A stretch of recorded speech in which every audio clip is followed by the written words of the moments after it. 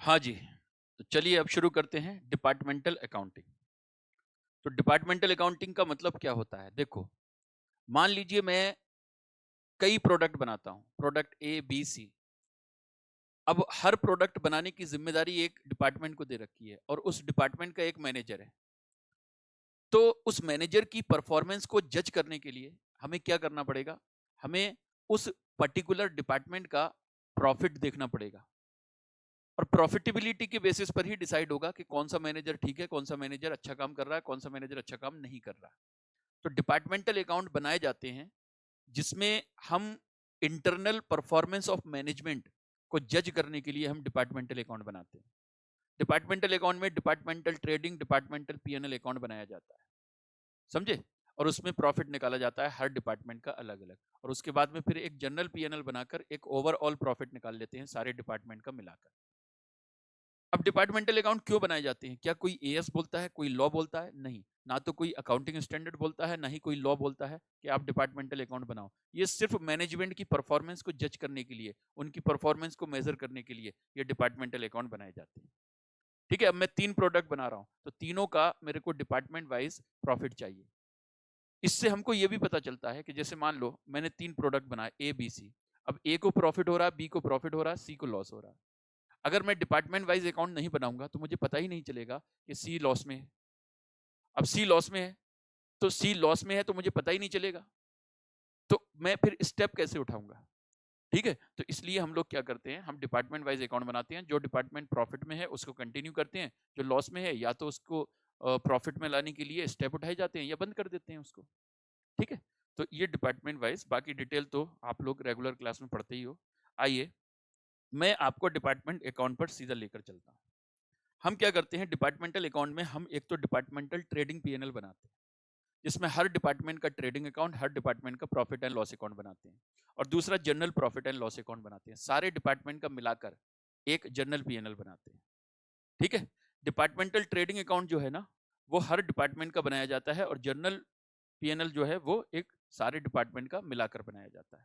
General PNL is also called common profit and loss account, इसको common profit and loss account भी बोलते हैं। अब डिपार्टमेंटल का जो ट्रेडिंग पीएनएल है उसका जरा आप देखो एक बार फॉर्मेट। देखो, departmental trading profit and loss account, department A, department B, department A, department B, मैंने 2 डिपार्टमेंट बांट दिए हैं। ओपनिंग स्टॉक जो आप नॉर्मली बनाते हो, purchase, wages, direct expenses, sale, closing stock, ठीक है, और जीपी। अब यहाँ पर एक आईडीटी और इधर भी आईडीटी लिखा हुआ है, इसका मतलब क्या है? इसका मतलब है इंटर डिपार्टमेंटल ट्रांसफर। जब कोई एक डिपार्टमेंट किसी दूसरे डिपार्टमेंट को गुड्स ट्रांसफर करता है उसको इंटर डिपार्टमेंटल ट्रांसफर बोलते हैं। जो सेंडिंग डिपार्टमेंट है उसके लिए ये सेल की तरह होता है, और जो रिसीविंग डिपार्टमेंट है उसके लिए ये परचेज की तरह होता है। जैसे डिपार्टमेंट ए ने डिपार्टमेंट बी को गुड्स भेजा, तो डिपार्टमेंट बी ए यहाँ पर लिखेगा बाई आईडीटी अपने यहाँ पर, और डिपार्टमेंट बी लिखेगा टू आईडीटी अपने इस कॉलम में। समझ गए? तो मतलब जैसे डिपार्टमेंट ए ने डिपार्टमेंट बी को गुड्स भेजा, तो डिपार्टमेंट ए के लिए तो वो सेल है, लेकिन डिपार्टमेंट बी के लिए वो परचेज है। तो डिपार्टमेंट ए अपने क्रेडिट साइड में लिखेगा, डिपार्टमेंट बी उसको डेबिट साइड में लिखेगा, तो इसलिए दोनों तरफ लिखा हुआ है बाई आईडीटी, तो इसको इंटर डिपार्टमेंटल ट्रांसफर बोलते हैं। फिर जीपी आ जाता है। फिर जीपी में ग्रॉस प्रॉफिट, फिर कोई इनडायरेक्ट इनकम है जैसे कोई डिस्काउंट रिसीव्ड है, कोई इन्वेस्टमेंट की इनकम है वो ले लेते हैं। फिर कोई रेंट है, सैलरी है, डेप्रिसिएशन है, अमोर्टाइजेशन है, अदर इनडायरेक्ट एक्सपेंसेस हैं। फिर जो भी बचता है वो डिपार्टमेंटल नेट प्रॉफिट में ट्रांसफर कर दिया जाता है, जनरल प्रॉफिट में ट्रांसफर कर दिया जाता है, जो जनरल पीएनएल होता है। अब सवाल उठता है, सर क्या ये जो आपका ओपनिंग स्टॉक है, परचेज है, वेजेस है, अदर डायरेक्ट एक्सपेंसेस हैं, इधर सेल है, क्लोजिंग स्टॉक, इधर ये इनकम है, ये सारे एक्सपेंसेस हैं, क्या ये डिपार्टमेंट वाइज आपको गिवन होंगे? तो देखो, डिपार्टमेंट वाइज हो सकता है गिवन भी हो, और हो सकता है कॉमन गिवन हो, तो आपको उसको डिस्ट्रीब्यूट करना पड़ेगा। समझे? तो ज्यादातर 99.99% केसेस में कौन कौन से एक्सपेंसेस ऐसे होते हैं नॉर्मली जो आपको गिवन होते हैं डिपार्टमेंट वाइज? जैसे opening stock department wise given होगा, परचेज डिपार्टमेंट वाइज गिवन होगा, डायरेक्ट एक्सपेंसेस भी नॉर्मली डिपार्टमेंट वाइज गिवन होता है। अगर नहीं गिवन है तो हम बांटेंगे एक कॉमन बेसिस पर, वो मैं आपको बताऊंगा कौन सा रीजनेबल बेसिस होगा। Sale normally department wise given होता है, closing stock department wise given होता है। ठीक है जी। अच्छा, ये बाकी जो इनडायरेक्ट एक्सपेंसेस हैं ये जनरली आपको डिपार्टमेंट वाइज गिवन नहीं होते, ये कॉमन होते हैं, तो आपको डिपार्टमेंट वाइज इनको बांटना पड़ता है। इनको बांटने के लिए कुछ रूल्स हैं, वो रूल्स देखने पड़ेंगे। ठीक है, तो कैसे इन खर्चों को डिपार्टमेंट वाइज बांटा जाता है। तो यहाँ पर पहले फिर जनरल पीएनएल देख लो। तो जनरल पीएनएल में सबसे पहले जो यहाँ से नेट प्रॉफिट आया ना, वो इधर उठाकर ले आते हैं। फिर एक ओपनिंग स्टॉक रिजर्व, फिर इधर लिखते हैं टू क्लोजिंग स्टॉक रिजर्व, और ये कोई कॉमन एक्सपेंसेस है। अब ये ओपनिंग क्लोजिंग स्टॉक रिजर्व क्या है, इसकी अभी बात करेंगे आगे जाकर। तो अभी आप सोच लो स्टॉक रिजर्व जैसे है ही नहीं, तो यहाँ पर डिपार्टमेंटल नेट प्रॉफिट और कोई ऐसा खर्चा जो आप डिपार्टमेंट वाइज बांट नहीं सके, वो यहाँ पर कॉमन एक्सपेंसेस लिख देते हैं। फिर जो प्रॉफिट बचता है वो पीएनएल में चला, उसमें बैलेंस शीट में चला जाता है। ठीक है, अब allocation of expenses of department wise जो एक्सपेंसेस बांटोगे वो कैसे बांटोगे। इफ डिपार्टमेंट वाइज इनकम और expenses are given in question, कभी कभी क्या होता है, डिपार्टमेंट वाइज ही इनकम और एक्सपेंसेस गिवन होते हैं। अब department wise income expenses given होते हैं, ए का इतना, बी का इतना, तो फिर कोई दिक्कत ही नहीं है, फिर तो आपको बांटने की जरूरत ही नहीं है। इफ डिपार्टमेंट वाइज इनकम और expenses are given in question and then take actual income और expenses which are given in question. अच्छा, कभी कभी एक्सपेंसेस तो कॉमन गिवन होता है, लेकिन उसको बांटने का रेशो गिवन होता है। जैसे आपको बोल दिया सैलरी इतनी है और इसको 2:1 में बांट दो, या इसको 3:2 में बांट दो। डेप्रिसिएशन इतना है, इसको बराबर बराबर बांट दो। रेंट इतना है, इसको 2:2:1 में बांट दो। यानी आपको क्वेश्चन में ही रेशो गिवन होता है। तो अगर क्वेश्चन में ratio for allocation of expenses are given, then distribute expenses in the given ratio, फिर कोई बात ही नहीं है। तो या तो अगर डिपार्टमेंट वाइज एक्सपेंसेस गिवन है तो डिपार्टमेंट वाइज लिख दो, अगर कॉमन गिवन है लेकिन बांटने के लिए रेशो बताया है तो उसी रेशो में बांट दो, जो क्वेश्चन ने बताया वो कर लो। लेकिन आपको रेशो तो बताया नहीं है, ना डिपार्टमेंट वाइज एक्सपेंसेस गिवन है ना ही रेशो गिवन है।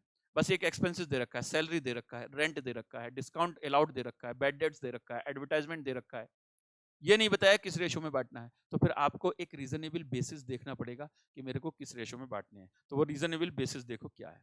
तो ये एक्सपेंसेस इनकम और बेसिस ऑफ एलोकेशन। जैसे रेंट है तो रेंट को एरिया के रेशो में बांटो। एरिया आपको गिवन होगा स्क्वायर फीट में या स्क्वायर मीटर में, तो उस रेशो में आपको बांट दीजिए, एरिया गिवन होगा। सैलरी अगर नंबर ऑफ एम्प्लॉइज गिवन है तो उस रेशो में बांट दो।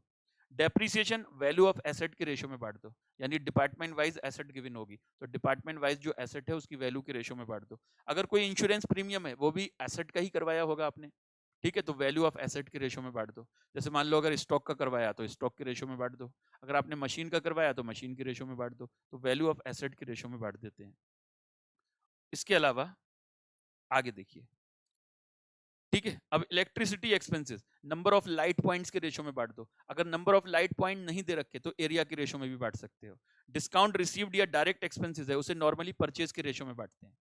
वैसे तो मैं आपको बता दूं, जो डायरेक्ट एक्सपेंसेस होते हैं वो नॉर्मली डिपार्टमेंट वाइज गिवन होते हैं, अगर नहीं गिवन है तो उसे परचेज के रेशो में बांट दो। डिस्काउंट रिसीव्ड एक इनकम है, अगर डिस्काउंट रिसीव्ड आपको कॉमन दे रखा है तो उसे भी परचेज के रेशो में बांटो, क्योंकि जो डिस्काउंट रिसीव्ड होता है वो परचेज के बेस पर होता है। फिर जितने भी सेलिंग एक्सपेंसेस हैं, जैसे एडवर्टीजमेंट हो गया, डिस्काउंट अलाउड हो गया, कैरिज आउटवर्ट हो गया, बैड डेट्स हो गया, कमीशन हो गया, सेल प्रमोशन एक्सपेंसेस, इस तरह के जितने भी खर्चे हैं वो सब के सब सेल्स के रेशो में बांटेंगे। और सेल्स में सिर्फ जो एक्सटर्नल कस्टमर को सेल की है उसी के रेशो में बांटते हैं, कोई जो आईडीटी है उसको हटा देते हैं। जैसे मान लीजिए जो अपने ही डिपार्टमेंट को गुड्स भेजा उसमें नहीं, वो नहीं लेना सेल में, जो बाहर वाले कस्टमर को गुड्स बेचा है उसमें। ठीक है जी। अच्छा, if an expenses can not be allocated between department then it should be debited to general PNL. अगर किसी एक्सपेंसेस को आप बांट ही नहीं सकते, मतलब कोई बेसिस गिवन ही नहीं है, तो फिर तो उसे उठाकर सीधा जनरल पीएनएल में डेबिट कर दो, अपना ज्यादा दिमाग लगाने की जरूरत नहीं है। ठीक है, अब जैसे रेंट है, अब एरिया गिवन नहीं है, अब क्या करें बताओ। अगर सैलरी है, नंबर ऑफ एम्प्लॉइज गिवन नहीं है, तो क्या करें। ठीक है, तो कोई भी, अब जैसे जनरल एक्सपेंसेस दे रखा है, अब जनरल एक्सपेंसेस में तो बहुत सारे खर्चे हो सकते हैं, कुछ भी हो सकता है। अब उसका कोई बेसिस ऑफ एलोकेशन गिवन नहीं है, तो सीधा उठाइए उसको जनरल पीएनएल में ट्रांसफर कर दीजिए। ठीक है, ठीक है सर। अच्छा, अब एक मिनट जरा, मैं आपको एक आपकी स्टडी मटेरियल में एक क्वेश्चन है इसी टाइप का, ठीक है, वो मैं क्वेश्चन दिखाना चाहता हूं आपके स्टडी मटेरियल में। ये देखिए आपके स्टडी मटेरियल का क्वेश्चन है, वो देखो। Messrs Unique is a departmental store having 3 department X, Y and Z. Information regarding 3 department for the year ended 31 March 2022 are given below. Opening stock देखो तीनों डिपार्टमेंट का गिवन है। फर्नीचर ये asset है, तो इसको ट्रेडिंग पीएनएल से तो कोई संबंध है नहीं, ये तो बैलेंस शीट में जाएगा। हाँ, हो सकता है इसको डेप्रिसिएशन पूछे आपसे, तो डेप्रिसिएशन का जो रेट होगा वो इसके ऊपर चार्ज कर देंगे, और अगर डेप्रिसिएशन अमाउंट दे रखा है तो इसके रेशो में बांट देंगे। परचेज देखो डिपार्टमेंट वाइज गिवन है, सेल्स डिपार्टमेंट वाइज गिवन है, closing stock department wise given है, सन्ड्री डेटर्स ये आपके एसेट का आइटम है यानी बैलेंस शीट का item, floor area space occupied, तो देखिए जरा फ्लोर एरिया गिवन है तो रेंट को इस रेशो में बांटोगे, नंबर ऑफ एम्प्लॉय अगर सैलरी है तो इस रेशो में बांटोगे, इलेक्ट्रिसिटी कंज्यूम्ड यूनिट में दे रखा है तो बेटा अगर इलेक्ट्रिसिटी एक्सपेंसेस है तो इस रेशो में बांटोगे। अब अदर बैलेंसेस देखो एक्सपेंसेस के दे रखे हैं, अब कैरिज इनवर्ड दे रखा है बच्चों, कैरिज इनवर्ड, तो कैरिज इनवर्ड डायरेक्ट एक्सपेंसेस है, उसे परचेज की रेशो में बांटोगे। ठीक है, कैरिज आउटवर्ड बेटा सेल के रेशो में बांटोगे, डिस्काउंट अलाउड सेल के रेशो में बांटोगे, सेलिंग खर्चा है, एडवर्टीजमेंट सेल के रेशो में बांटोगे, वेजेस, अब वेजेस के बारे में कुछ नहीं दे रखा है, इसे भी आप परचेज के रेशो में बांट देना। ठीक है, या इसे नंबर ऑफ एम्प्लॉइज के रेशो में भी बांट सकते हो वेजेस को। ठीक है, डिस्काउंट रिसीव्ड परचेज के रेशो में बांट दोगे, employees welfare expenses number of employees के रेशो में बांटोगे, रेंट एरिया के रेशो में बांटोगे, electricity charges number of light point जो गिवन है ये इस रेशो में बांटोगे, depreciation on furniture value of asset के रेशो में बांटोगे, तो वैल्यू ऑफ एसेट गिवन है देखो ऊपर। ठीक है, फिर प्रोविजन फॉर बैड डेट्स बनाना है 5%, तो जितने भी डेटर्स आपको दे रखे हैं डिपार्टमेंट वाइज उस पर 5% का प्रोविजन बनाना है। ठीक है, prepare departmental trading PNL account. ठीक है बेटा, अब देख लो यहां पर ये सब बना हुआ है, अब ये बना हुआ है।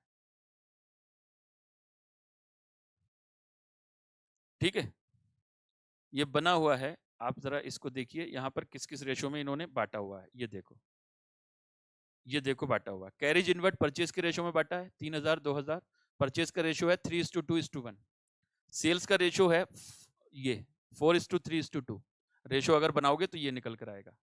अच्छा, वेजेस को इन्होंने नंबर ऑफ एम्प्लॉइज के रेशो में बांटा है, और मजे की बात है इन्होंने वेजेस को पीएनएल में लिख रखा है, जबकि पीएनएल में नहीं लिखना होता वेजेस, बेटा वेजेस जो है ट्रेडिंग अकाउंट में लिखना है, इन्होंने गलत लिख दिया है, लेकिन नंबर ऑफ एम्प्लॉइज के रेशो में बांटा है, चलो वो कोई दिक्कत नहीं है, लेकिन मैं तो कहता हूं वेजेस को डायरेक्ट एक्सपेंसेस है तो इसको परचेज के रेशो में बांटना चाहिए कायदे में, लेकिन आपका स्टडी मटेरियल है भैया तो नंबर ऑफ एम्प्लॉइज के रेशो में बांटा है, क्योंकि वेजेस एम्प्लॉइज को नहीं दी जाती, वेजेस जो सैलरी होती है वो एम्प्लॉइज को दी जाती है, ये वर्कर की होती है, और वर्कर जो होते हैं वो परचेज से रिलेटेड होता है एक्सपेंसेस। ठीक है, तो आप दे रखा है तो कोई दिक्कत नहीं है, लेकिन वेजेस को नॉर्मली परचेज के रेशो में बांटते हैं, लेकिन आपका अगर एग्जाम में ऐसा क्वेश्चन आ गया तो बेटा आप उसको ट्रेडिंग अकाउंट में भले ही लिख दो लेकिन नंबर ऑफ एम्प्लॉइज के रेशो में ही बांटना। फिर कैरिज आउटवर्ड देखो सेल के रेशो में, डिस्काउंट अलाउड सेल के रेशो में, इलेक्ट्रिसिटी कंज्यूम के रेशो में, एडवर्टाइजमेंट सेल के रेशो में, डेप्रिसिएशन फर्नीचर पर वैल्यू ऑफ फर्नीचर के रेशो में, एम्प्लॉई नंबर ऑफ एम्प्लॉइज के रेशो में, डिस्काउंट रिसीव परचेज के रेशो में। फिर प्रोविजन देखो डेटर्स पर बनाया हुआ है, प्रोविजन फॉर बैड डेट्स, ठीक है 30,000 20,000, और जेड का ये है, तो तीनों डिपार्टमेंट का जो डेटर्स दे रखे हैं उस पर 5% प्रोविजन बनाया, 1500 1000 और 1000। अब इन सबको आप देखो ट्रेडिंग अकाउंट में प्रॉपरली लिख दोगे, ये देखिए, ये देखो ओपनिंग स्टॉक, उसके बाद परचेस, अब परचेस का अगर रेशो बनाओगे देखो 3:2:1 है, 88 176 और 264, तो 88 से अगर 176 को काटोगे तो 2 होगा, ये 3 होगा, तो 3:2:1, इसका है 4:3:2, ये रेशो है। फिर परचेज है, कैरिज इनवर्ट, यहीं पर वेजेस भी आएगा ट्रेडिंग अकाउंट में ही, फिर बाई सेल्स, फिर क्लोजिंग स्टॉक दे रखा है, जीपी आ गया, फिर ग्रॉस प्रॉफिट, ठीक है ग्रॉस प्रॉफिट उठा लाए, डिस्काउंट रिसीव्ड, उसके बाद देखो रेंट एरिया के रेशो में बांटा, वेजेस इन्होंने लिख रखा है लेकिन वेजेस आपको ऊपर लिखना थी, ये शायद ये सैलरी बोलना चाह रहे थे लेकिन इन्होंने वेजेस बोल दिया, ठीक है, तो ये सैलरी होना चाहिए। कैरिज आउटवर्ड सेल के रेशो में, डिस्काउंट अलाउड सेल के रेशो में, इलेक्ट्रिसिटी कंज्यूम के रेशो में, ठीक है। उसके बाद में ये देखिए एडवर्टाइजमेंट किस रेशो में बांटेंगे, एडवर्टाइजमेंट सेल्स के रेशो में, डेप्रिसिएशन फर्नीचर की वैल्यू के रेशो में, employee welfare number of employees के रेशो में, और फिर प्रोविजन फॉर डाउटफुल डेट्स दे रखा है, और ये आपका नेट प्रॉफिट आ जाएगा। समझे, ये क्वेश्चन आपके स्टडी मटेरियल का क्वेश्चन है।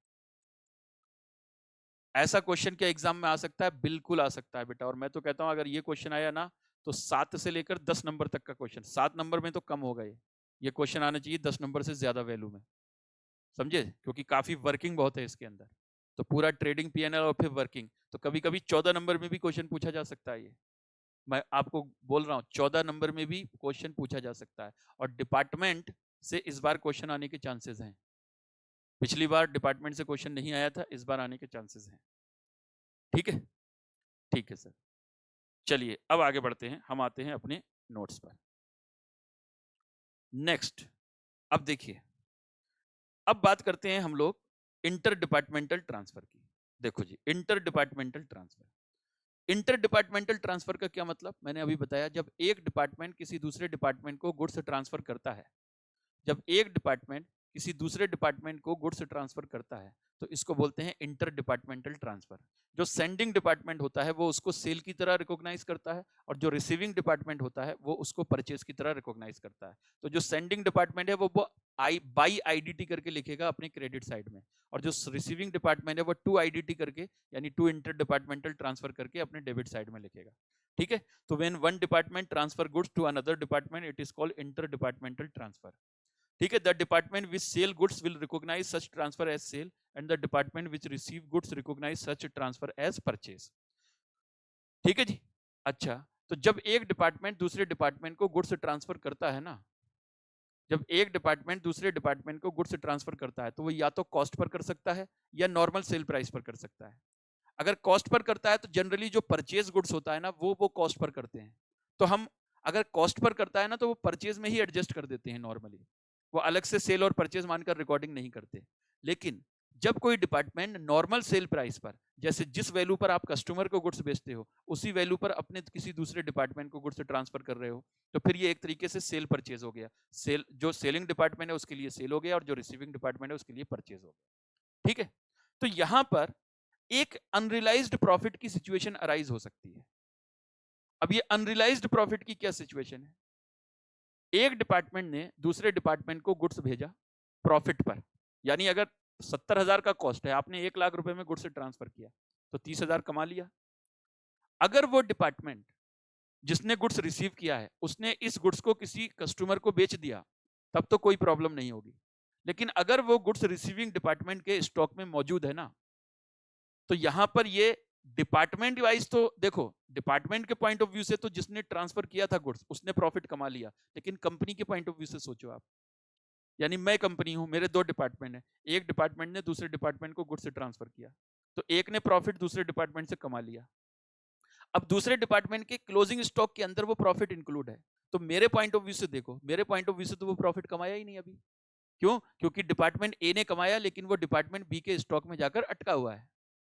तो ये जो रिसीविंग डिपार्टमेंट के क्लोजिंग स्टॉक के अंदर जितना प्रॉफिट इंक्लूड होता है उसको अनरियलाइज्ड प्रॉफिट बोलते हैं, उसी को स्टॉक रिजर्व बोलते हैं। और ये स्टॉक रिजर्व की कैलकुलेशन हमको सीखनी है। अब ये कैसे स्टॉक रिजर्व की सिचुएशन हमको सीखनी है, आइए आगे बढ़ते हैं। ठीक है, हाँ जी, तो स्टॉक रिजर्व जो है कैसे निकालते हैं आइए जरा देखते हैं। जैसे ध्यान से देखना, यहाँ पर डिपार्टमेंट ए और डिपार्टमेंट बी। डिपार्टमेंट ए के पास 1 लाख का गुड्स है, इसने इसमें 25% ऐड किया और डिपार्टमेंट बी को 1,25,000 में बेच दिया। अब ये 1,25,000 का गुड्स अगर डिपार्टमेंट बी ने कस्टमर को बेच दिया 1.5 लाख में, तो यहां पर 25,000 का प्रॉफिट बी ने कमा लिया और 25,000 का प्रॉफिट ही ए ने कमाया था। तो टोटल, अगर कंपनी का नाम है मान लो ए लिमिटेड, जिसके ये दोनों डिपार्टमेंट हैं, तो इसने 25,000 कमाया, फिर इसने 1.5 लाख में बेच दिया, 25,000 इसने कमाया, तो टोटल मिलाकर दोनों ने मिलकर कितना कमाया, 50,000। तो कंपनी ने कितना कमाया, 50,000। अब ए ने 25% ऐड करके इसको दे दिया, अब वो गुड्स इसने अभी बेचा नहीं है, इसके स्टॉक में मौजूद है, तो आपको दिखेगा कि भैया ए ने 25,000 तो कमा लिया, लेकिन ए लिमिटेड के पॉइंट ऑफ व्यू से सोचो कि जो ए डिपार्टमेंट ए ने कमाया वो इसके स्टॉक में जाकर रुक गया है, इसके स्टॉक में अटका हुआ है। तो ये जो इसके अंदर जो 25,000 का प्रॉफिट अभी इंक्लूड है, ठीक है, इसको अनरियलाइज्ड प्रॉफिट बोलते हैं और इसी को स्टॉक रिजर्व बोलते हैं। तो क्या करना पड़ेगा, ए लिमिटेड जब अपना जर्नल पीएनएल बनाएगा ना, तो उसके डेबिट साइड में लिखेगा टू स्टॉक रिजर्व। समझ गए? अगले साल जाकर जब ये स्टॉक बिक जाएगा तब इसके अंदर जो प्रॉफिट है वो रियलाइज्ड हो जाएगा। तो अगले साल जब हम जर्नल पीएनएल बनाएंगे ना, तो उसके डेबिट साइड, उसके क्रेडिट साइड में फिर हम लिखेंगे बाई ओपनिंग स्टॉक रिजर्व। मतलब ओपनिंग स्टॉक के अंदर जितना भी स्टॉक रिजर्व होता है ना, वो इस बार रियलाइज हो जाता है, इसलिए जर्नल पीएनएल के क्रेडिट में लिखते हैं बाई ओपनिंग स्टॉक रिजर्व। और जो करंट ईयर में यानी क्लोजिंग स्टॉक के अंदर जितना प्रॉफिट इंक्लूड होता है उसे हटाकर डेबिट साइड में लिखते हैं, उसको बोलते हैं closing stock reserve. Opening stock reserve का मतलब जो पिछले साल का क्लोजिंग स्टॉक रिजर्व था, कि पिछले साल वो अनरिलाइज था लेकिन इस बार वो रिलाइज हो जाता है, इसलिए जनरल पीएनएल के क्रेडिट में लिख देते हैं उसको। ठीक है। अच्छा, अब ये निकालने का क्या तरीका होता है, स्टॉक रिजर्व निकालने का क्या तरीका होता है? कुछ शर्तें हैं स्टॉक रिजर्व निकालने की। पहली शर्त क्या है? एक डिपार्टमेंट ने दूसरे डिपार्टमेंट को गुड्स ट्रांसफर किया हो, पहली बात। दूसरा, सेल प्राइस पर किया हो, मतलब प्रॉफिट ऐड करके। तीसरी बात, रिसीविंग डिपार्टमेंट के स्टॉक में वो गुड्स मौजूद होना चाहिए। अगर रिसीविंग डिपार्टमेंट ने वो गुड्स बेच दिया कस्टमर को, तो फिर तो स्टॉक रिजर्व की सिचुएशन आएगी ही नहीं, क्योंकि उसके स्टॉक के अंदर वो प्रॉफिट है ही नहीं। स्टॉक रिजर्व सिर्फ उसी स्टॉक के अंदर होता है जो आपको दूसरे डिपार्टमेंट से मिला है। समझे? अगर आपने कोई बाहर से गुड्स खरीदा है और उसमें से कोई स्टॉक बचा हुआ है, तो उसके अंदर स्टॉक रिजर्व नहीं होगा। स्टॉक रिजर्व का मतलब ही होता है कि दूसरे डिपार्टमेंट ने जो कमाया है, समझे, और वो रिसीविंग डिपार्टमेंट के स्टॉक के अंदर इंक्लूड है, उसी को हम स्टॉक रिजर्व बोलते हैं। तो स्टॉक रिजर्व निकालने का जो फॉर्मूला होता है, वो हम क्या करते हैं, रिसीविंग डिपार्टमेंट का स्टॉक उठाइए। रिसीविंग डिपार्टमेंट का स्टॉक उठाइए। अब मान लो रिसीविंग डिपार्टमेंट का स्टॉक है 10 लाख। अब जरूरी नहीं है कि ये पूरा का पूरा 10 लाख जो है वो दूसरे डिपार्टमेंट से आया हो सकता है इसके अंदर कुछ गुड्स आपने बाहर से खरीदा हो और कुछ दूसरे डिपार्टमेंट से खरीदा हो। तो इस 10 लाख के अंदर कितना ऐसा स्टॉक है जो आपके सामने वाले डिपार्टमेंट से आया है, यानी अपनी कंपनी के दूसरे डिपार्टमेंट से आया है। तो जितना स्टॉक इस डिपार्टमेंट के अंदर, मान लो इसके अंदर 3 लाख का ऐसा स्टॉक है जो डिपार्टमेंट बी से आया है, डिपार्टमेंट ए से आया है, मैं डिपार्टमेंट बी हूं, तो मेरे पास 10 लाख का स्टॉक है। तो इसके अंदर 3 लाख का ऐसा स्टॉक है जो डिपार्टमेंट ए से आया है, बाकी जो 7 लाख का स्टॉक है वो मैंने कहीं बाहर से खरीदा है। तो ये जो 3 लाख है ना, this is called content of department A in closing stock of department B, या in opening stock of department B, या स्टॉक ऑफ डिपार्टमेंट बी। तो बी के स्टॉक में 3 लाख का ऐसा कंटेंट है जो डिपार्टमेंट ए से आया हुआ है, और इसी कंटेंट पर हम ए लिमिटेड का, यानी डिपार्टमेंट ए का जो जीपी रेशो होगा वो जीपी रेशो मल्टीप्लाई करते हैं, और जीपी रेशो सेल पर होना चाहिए, सेल पर, क्योंकि डिपार्टमेंट ए के लिए ये 3 लाख सेल प्राइस होता है। भले ही रिसीविंग डिपार्टमेंट के लिए ये कॉस्ट है, लेकिन सेलिंग डिपार्टमेंट के लिए ये सेल प्राइस होता है, तो इसलिए जीपी रेशो सेल पर होना चाहिए। अगर आपको कभी क्वेश्चन में जीपी रेशो कॉस्ट पर दे रखा है तो उसे सेल में कन्वर्ट करो। सेल में कन्वर्ट करने के लिए कैसे? Rate divided by 100 plus rate करना पड़ेगा। तो परसेंटेज अगर सेल पर दे रखी है तो बड़ा अच्छी बात, सीधा परसेंटेज अप्लाई कर दो। जैसे 20% जीपी रेशो दे रखा है तो वो सेल पर ही होगा। लेकिन अगर दे रखा है 20% ऑन कॉस्ट, या कॉस्ट प्लस 20%, या कॉस्ट प्लस 25%, तो फिर rate divided by 100 plus rate करना पड़ेगा उसे सेल पर लाने के लिए। अच्छा, ये तो मैंने वैल्यू बता दिया कि 10 लाख के अंदर 3 लाख ऐसा स्टॉक है जो दूसरे डिपार्टमेंट से आया है। कभी कभी परसेंटेज भी बोल सकता है, जिसको हम कंटेंट रेशो बोलते हैं। आपको बोल दे इस 10 लाख के अंदर 25% ऐसा स्टॉक है जो दूसरे डिपार्टमेंट से आया है, तो इसको बोलते हैं कंटेंट रेशो। Content ratio. तो स्टॉक रिजर्व निकालने के लिए क्या करोगे? रिसीविंग डिपार्टमेंट का स्टॉक उठाओ, कंटेंट रेशो से मल्टीप्लाई करो, और फिर GP ratio of sending department लगाओ, आपका स्टॉक रिजर्व आ जाएगा। ठीक है। तो कंटेंट रेशो परसेंटेज में भी गिवन हो सकता है। कंटेंट रेशो आपको ऐसे भी दे सकता है 1/4, 3/4, 2/5। आपको बोल दे कि 2/5 जो है वो रिसीविंग डिपार्टमेंट के स्टॉक में ऐसा गुड्स होता है जो दूसरे डिपार्टमेंट से आया हुआ है, तो इसका मतलब कंटेंट रेशो 2/5 हो गया। तो 10 लाख का 2/5 इस तरीके से भी हो सकता है। बोलो, ये बात समझ में आ रही है सबको यहां तक? ठीक है। तो स्टॉक रिजर्व की जरा सिचुएशन देख लो। तो यहां पर लिखेंगे when sending department transfer goods to other department at normal selling price and such goods or part of goods is still unsold with receiving department, then there is a need arise when we have to calculate stock reserve, which is known as unrealized profit.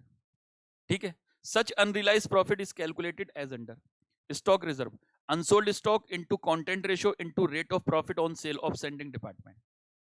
तो पहले stock उठाइए किसका? Receiving department का, उसपे content ratio लगाइए। Content ratio का मतलब होता है कितना कंटेंट ऐसा है जो दूसरे डिपार्टमेंट से है इस स्टॉक के अंदर।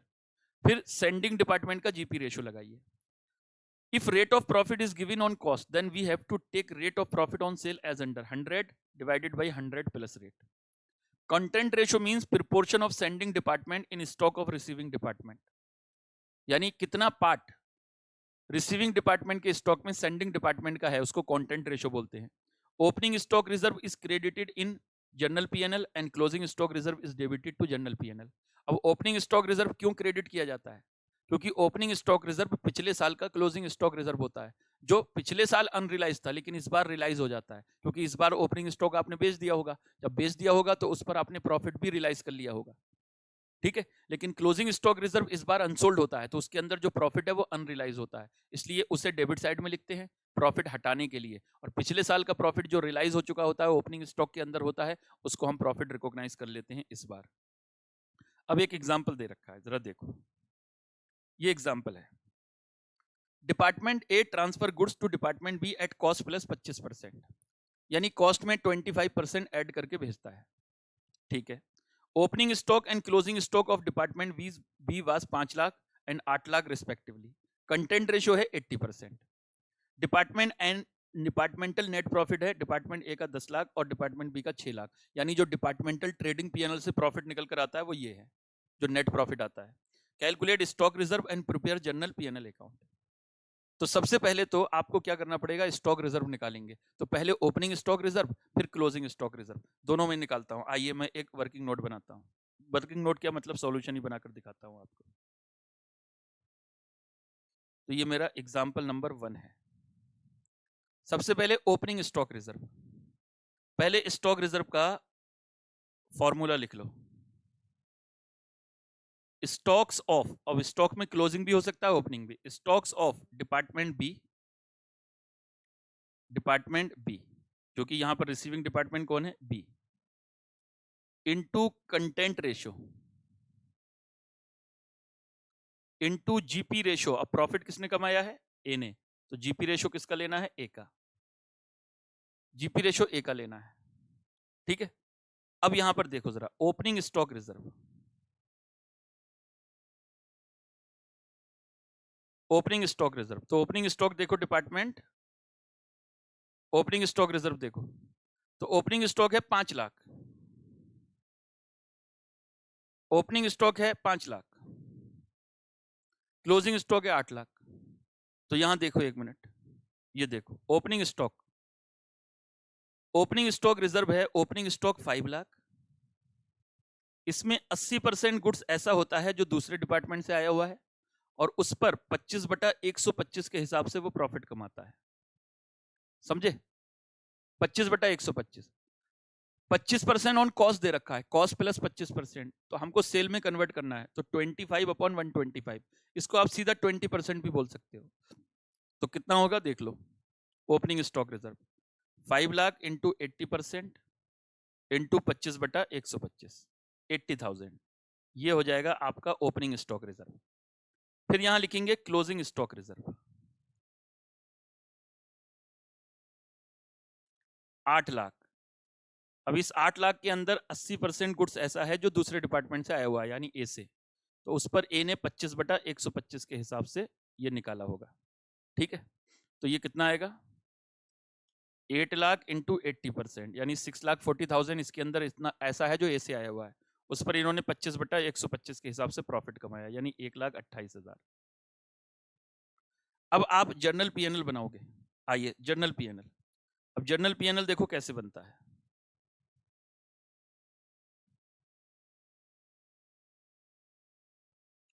जर्नल पीएनएल में सबसे पहले यहां पर लिख देंगे journal profit and loss account. सबसे पहले लिखते हैं by departmental net profit, department A का और डिपार्टमेंट बी का जो प्रॉफिट गिवन है वो देख लो।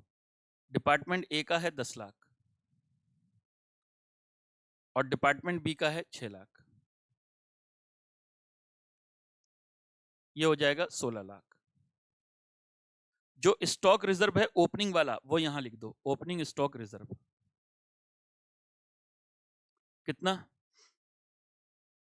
80,000। जो क्लोजिंग स्टॉक रिजर्व है वो यहां लिख दो, टू क्लोजिंग स्टॉक रिजर्व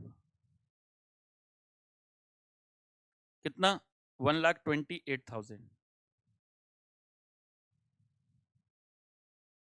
ठीक है। और ये जो आएगा प्रॉफिट, इसको अब बैलेंस शीट में भेज दिया जाता है, profit carry to balance sheet.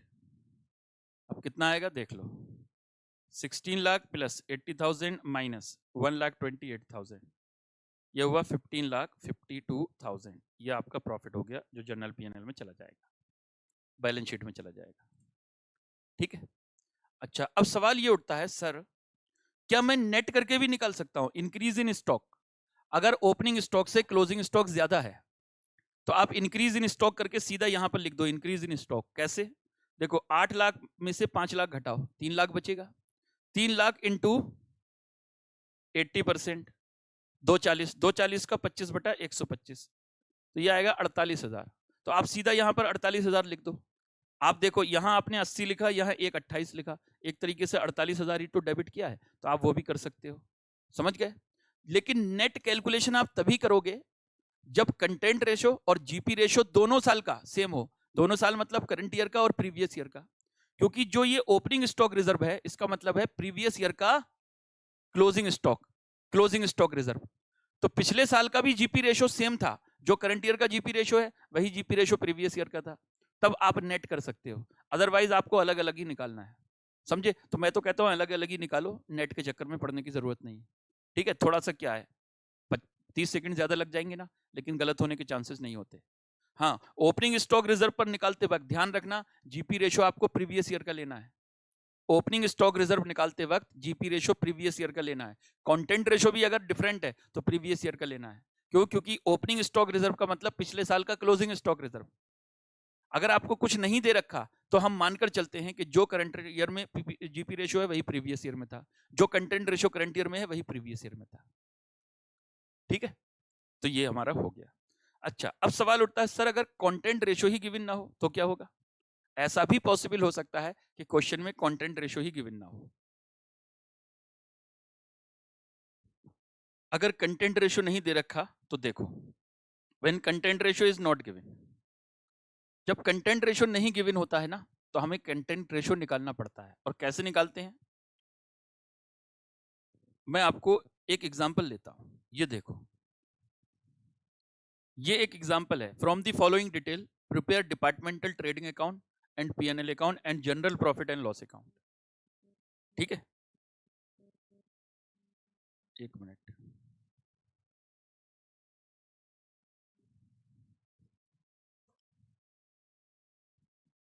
और जनरल पीएनएल अकाउंट भी बनाना है। मैं इस क्वेश्चन को जरा बनाता हूं आपके साथ, इससे आपको पता चलेगा कि पहले डिपार्टमेंटल ट्रेडिंग अकाउंट, फिर जनरल पीएनएल अकाउंट और स्टॉक रिजर्व कैसे निकलेगा। आप जरा ध्यान से देखना। आइए मैं शुरू करता हूं और उससे फिर आपको समझाता हूं मैं कि अगर कंटेंट रेशो गिवन नहीं होगा तो कैसे निकलेगा।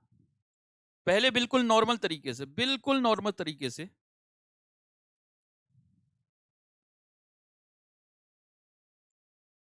दो डिपार्टमेंट हैं, ए पर्टिकुलर हो गया, फिर डिपार्टमेंट ए डिपार्टमेंट बी, फिर ये पर्टिकुलर हो गया डिपार्टमेंट ए डिपार्टमेंट बी। यहां लिखेंगे departmental trading and profit and loss account.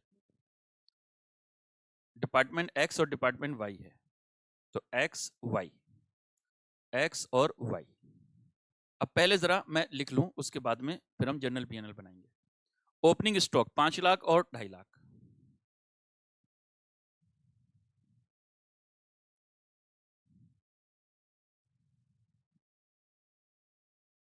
2.5 lakh. उसके बाद टू परचेज 25 लाख 10 लाख,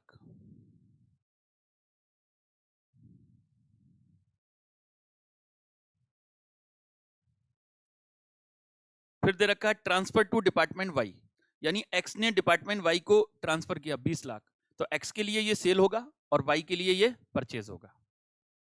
ठीक है, तो यहां लिखेंगे सबसे पहले बाई IDT, यानी इंटर डिपार्टमेंटल ट्रांसफर।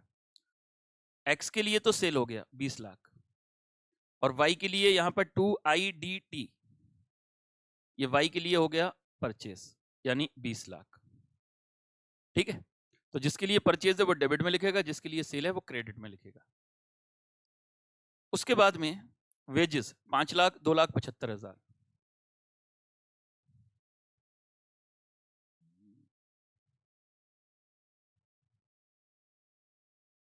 2,75,000। फिर है क्लोजिंग स्टॉक, लीजिए क्लोजिंग स्टॉक 3 लाख और 4 लाख, यहां लिखेंगे बाई क्लोजिंग स्टॉक, 3 लाख और 4 लाख, ये क्लोजिंग स्टॉक हो गया। अच्छा, सेलिंग एक्सपेंसेस, ये पीएनएल में आएगा, सेलिंग एक्सपेंसेस। तो दोनों के अलग अलग दे रखे हैं, तो बांटने की जरूरत नहीं है, यहां पर आ जाएगा टू सेलिंग एक्सपेंसेस।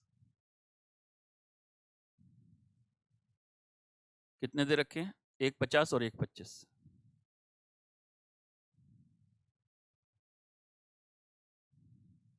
फिर बाई सेल दे रखा है, बाई सेल्स, सेल कितना दे रखा है? 50 लाख और 45 लाख।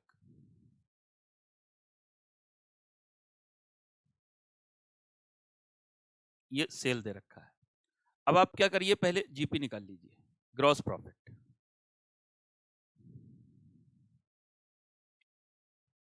ग्रॉस प्रॉफिट निकालिए। आइए पहले डिपार्टमेंट एक्स का निकालते हैं। 20 lakh plus 50 lakh plus 3 lakh minus 5 lakh minus 25 lakh minus 5 lakh, 38 lakh. 38 lakh ये जीपी हो गया किसका? डिपार्टमेंट एक्स का।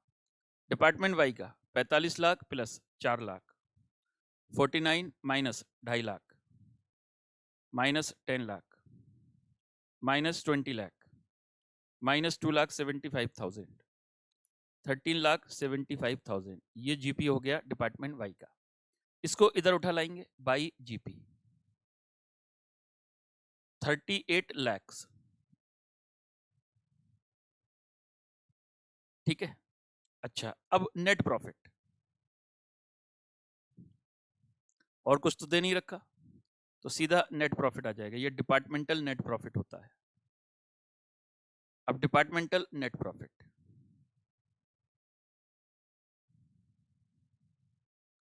कितना होगा? 38 लाख में से 1.5 लाख गया, 36,50,000। अच्छा, इधर 13,75,000 में से 1,25,000 गया, 12,50,000। ठीक है, ये हो गया आपका नेट प्रॉफिट। अब जनरल पीएनएल बनाते हैं। स्टॉक रिजर्व तो जनरल पीएनएल में ही लिखा जाता है।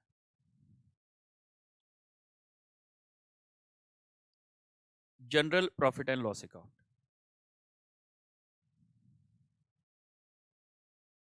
सबसे पहले by departmental net profit. Department x का है 36,50,000, डिपार्टमेंट वाई का है 12,50,000, टोटल मिलाकर हो गया 51 लाख। 51 नहीं, ये हो गया 37 और 12, 49 लाख। ठीक है। अब आपको पता है क्रेडिट साइड में लिखते हैं बाई ओपनिंग स्टॉक रिजर्व, और यहां लिखते हैं टू क्लोजिंग स्टॉक रिजर्व, और फिर लिखते हैं profit carry to balance sheet, जो प्रॉफिट बैलेंस शीट में ट्रांसफर होगा। अब आपको दो चीजें निकालनी है, स्टॉक रिजर्व ओपनिंग और क्लोजिंग दोनों। स्टॉक रिजर्व निकालने की 3 शर्तें बताई थी। क्या क्या? गुड्स ट्रांसफर किया हो एक डिपार्टमेंट ने दूसरे को, प्रॉफिट पर किया हो यानी नॉर्मल सेल प्राइस पर, ठीक है, और वो गुड्स आपके स्टॉक में मौजूद होना चाहिए, यही बताया था। अब इस पूरे क्वेश्चन को पढ़कर आपको लगेगा जैसे क्वेश्चन में स्टॉक रिजर्व है ही नहीं, लेकिन बेटा जब भी आईडीटी होगा ना, तो स्टॉक रिजर्व की सिचुएशन तो आएगी। जब तक क्वेश्चन बोल ना दे कि स्टॉक रिजर्व नहीं है, तब तक तो आपको मानना ही पड़ेगा। अब कैसे? डिपार्टमेंट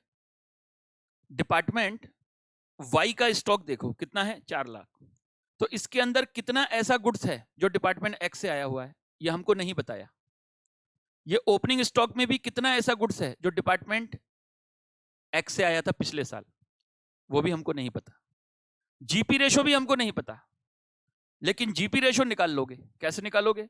एक्स लिमिटेड यानी डिपार्टमेंट एक्स का जीपी मेरे पास है, और उसका सेल, ये दोनों मिलाकर सेल देखते हैं। जीपी रेशो निकालते वक्त आईडीटी और सेल प्राइस दोनों देखा जाता है। तो हम कहेंगे 38 लाख कमाया 70 लाख पर, तो 100 पर कितना, तो जीपी रेशो तो आ जाएगा। अब आपको सिर्फ मेन चीज है कंटेंट रेशियो आपको चाहिए कि इस 4 लाख के अंदर और इस 2.5 लाख के अंदर कितना ऐसा स्टॉक है जो डिपार्टमेंट एक्स से आया हुआ है। इस पर निकलेगा ओपनिंग स्टॉक रिजर्व, इस पर निकलेगा क्लोजिंग स्टॉक रिजर्व। अब कंटेंट रेशियो कैसे निकालते हैं, ध्यान से सुनना। कंटेंट रेशियो निकालने के लिए रिसीविंग डिपार्टमेंट के ट्रेडिंग अकाउंट में जाइए और रिसीविंग डिपार्टमेंट के ट्रेडिंग अकाउंट में ओपनिंग स्टॉक और जीपी को छोड़ दो, बस डेबिट साइड में। बाकी जितना भी चीजें हैं ना वो सब कॉस्ट है। ये परचेज करंट ईयर का कॉस्ट है, ये आईडीटी इसके लिए करंट ईयर का कॉस्ट है, ये वेजेस इसके लिए करंट ईयर का कॉस्ट है। इसका मतलब करंट ईयर में इसने टोटल कॉस्ट इनकट कितना किया, जो डायरेक्ट कॉस्ट है। तो टोटल डायरेक्ट कॉस्ट कितना इनकट किया, देख लो। 10 लाख का इसने परचेज किया, 20 लाख का इसने आईडीटी परचेज किया यानी दूसरे डिपार्टमेंट से परचेज किया, और 2,75,000 का इसने वेजेस इनकट किया। इसका मतलब 32,75,000 इसका टोटल खर्चा है। बेटा 32,75,000 में से 20 लाख रुपए का गुड्स ऐसा है जो दूसरे डिपार्टमेंट से आया हुआ है। तो जानते हो कंटेंट रेशो क्या बना, 20 लाख डिवाइडेड बाई 32,75,000। अब आप इसको छोटा कर लो, आप इसको छोटा कर लो। यानी कंटेंट रेशो वर्किंग नोट जब हम बनाते हैं ना, तो यहां पर लिखेंगे कैलकुलेशन ऑफ स्टॉक रिजर्व्स। उसमें सबसे पहला काम होगा मेरा कंटेंट रेशो निकालना। अगर नहीं गिवन है तो कंटेंट रेशो कैसे होगा, कंटेंट रेशो होगा IDT in department Y divided by purchase plus IDT plus direct expenses. बेटा ये प्रोपोर्शन जो होगा ना, ये आपका आईडीटी होगा। ठीक है जी। तो आईडीटी कितना है, 20 लाख डिवाइडेड बाई परचेज है 10 लाख, आईडीटी है 20 लाख, वेजेस है 2,75,000। यानी आप बोल सकते हो 20 lakh divided by 32,75,000, this is your content ratio. हम कहेंगे 32,75,000 में 20 लाख का ऐसा गुड्स होता है जो दूसरे डिपार्टमेंट से आया है, तो 4 लाख में भी इसी प्रोपोर्शन में होगा, उधर 2.5 लाख में भी इसी प्रोपोर्शन में होगा। तो ये जो रेशो अगर मुझे बनाना हो ना रेशो, तो रेशो देखो कैसे, अगर मैं 0 से 0 काट दूं, 3 0 से 3 0 काट दो, तो रेशो बनेगा 2000 डिवाइडेड बाई 3275। आप सीधा, आपको ज्यादा छोटा करने की जरूरत ही नहीं है, आप इतना ही रहने दो। इसी से ही आपका स्टॉक रिजर्व निकल आएगा। अब स्टॉक रिजर्व कैसे निकल कर आएगा, अभी दूसरी चीज मेरे को चाहिए, GP ratio of X. GP ratio of X. अब जीपी रेशो ऑफ एक्स कैसे निकालोगे, GP of X divided by sale plus IDT दोनों इनटू 100। तो 38 लाख उसने कमाए, जीपी डिवाइडेड बाई आईडीटी है 20 लाख का और सेल है 50 लाख का, इनटू करो 100, यानी 70 लाख पर 38 लाख कमाया। तो GP ratio 38 lakh into 100 divided by 70 lakh, ये होगा 54.285%। ये जीपी रेशो आ रहा है, दिस इज जीपी रेशो। ठीक है। और अब स्टॉक रिजर्व निकालो बेटा, एक तो ओपनिंग स्टॉक रिजर्व और एक क्लोजिंग स्टॉक रिजर्व।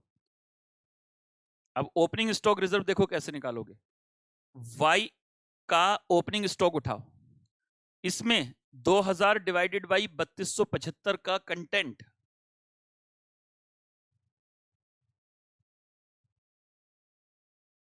का कंटेंट दूसरे डिपार्टमेंट से आया हुआ है, और उस पर दूसरा डिपार्टमेंट 54.285% के हिसाब से जीपी कमाता है।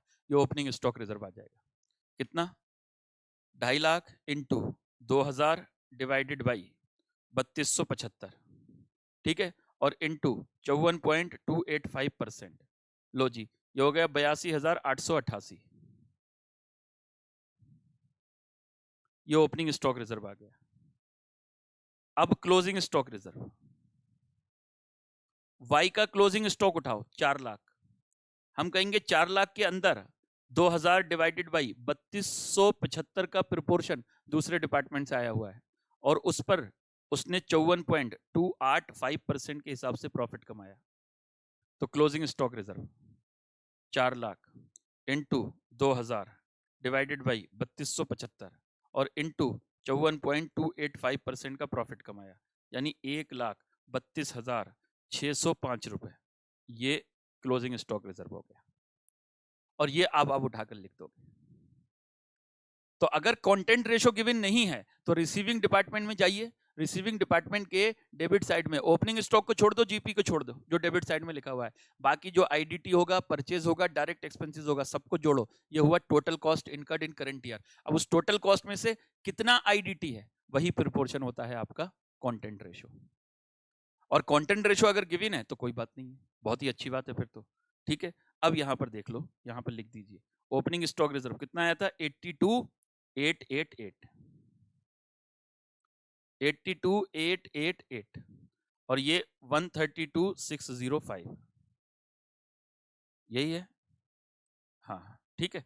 और अब profit carry to balance sheet आ जाएगा, देख लो आप करके, 49 लाख प्लस 82,888 माइनस 132,605, ये आ जाएगा आपका 48,50,283 रुपए। This is your profit carry to balance sheet. तो ये स्टॉक रिजर्व का कॉन्सेप्ट होता है।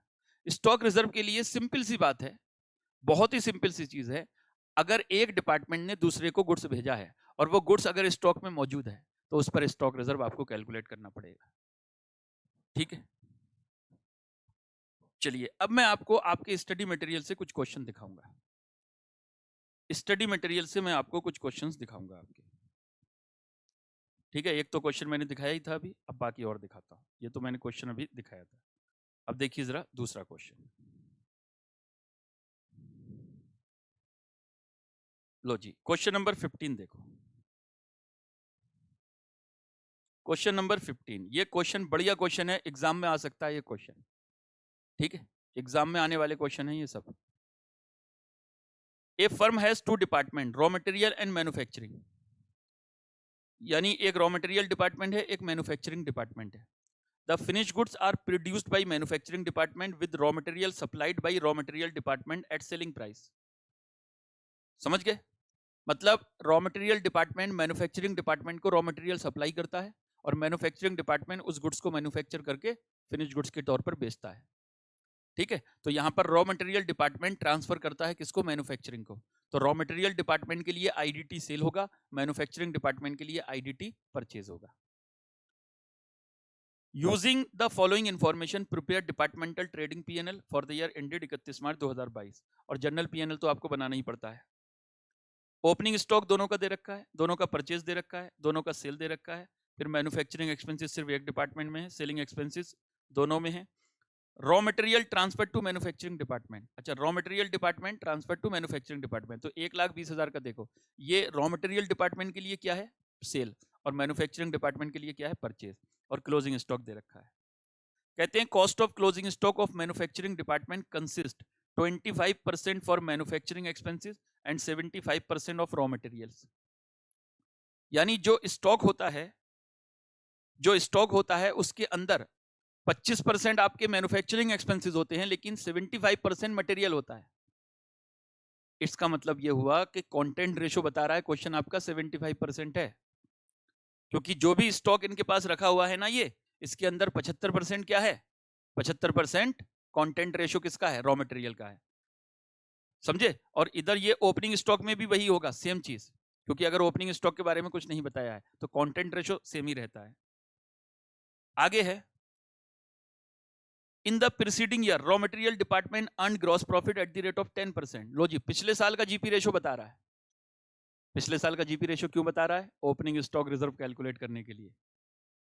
अगर ओपनिंग स्टॉक रिजर्व कैलकुलेट करना है तो पिछले साल के जीपी के हिसाब से निकालते हैं, क्योंकि वो पिछले साल का क्लोजिंग स्टॉक रिजर्व होता है।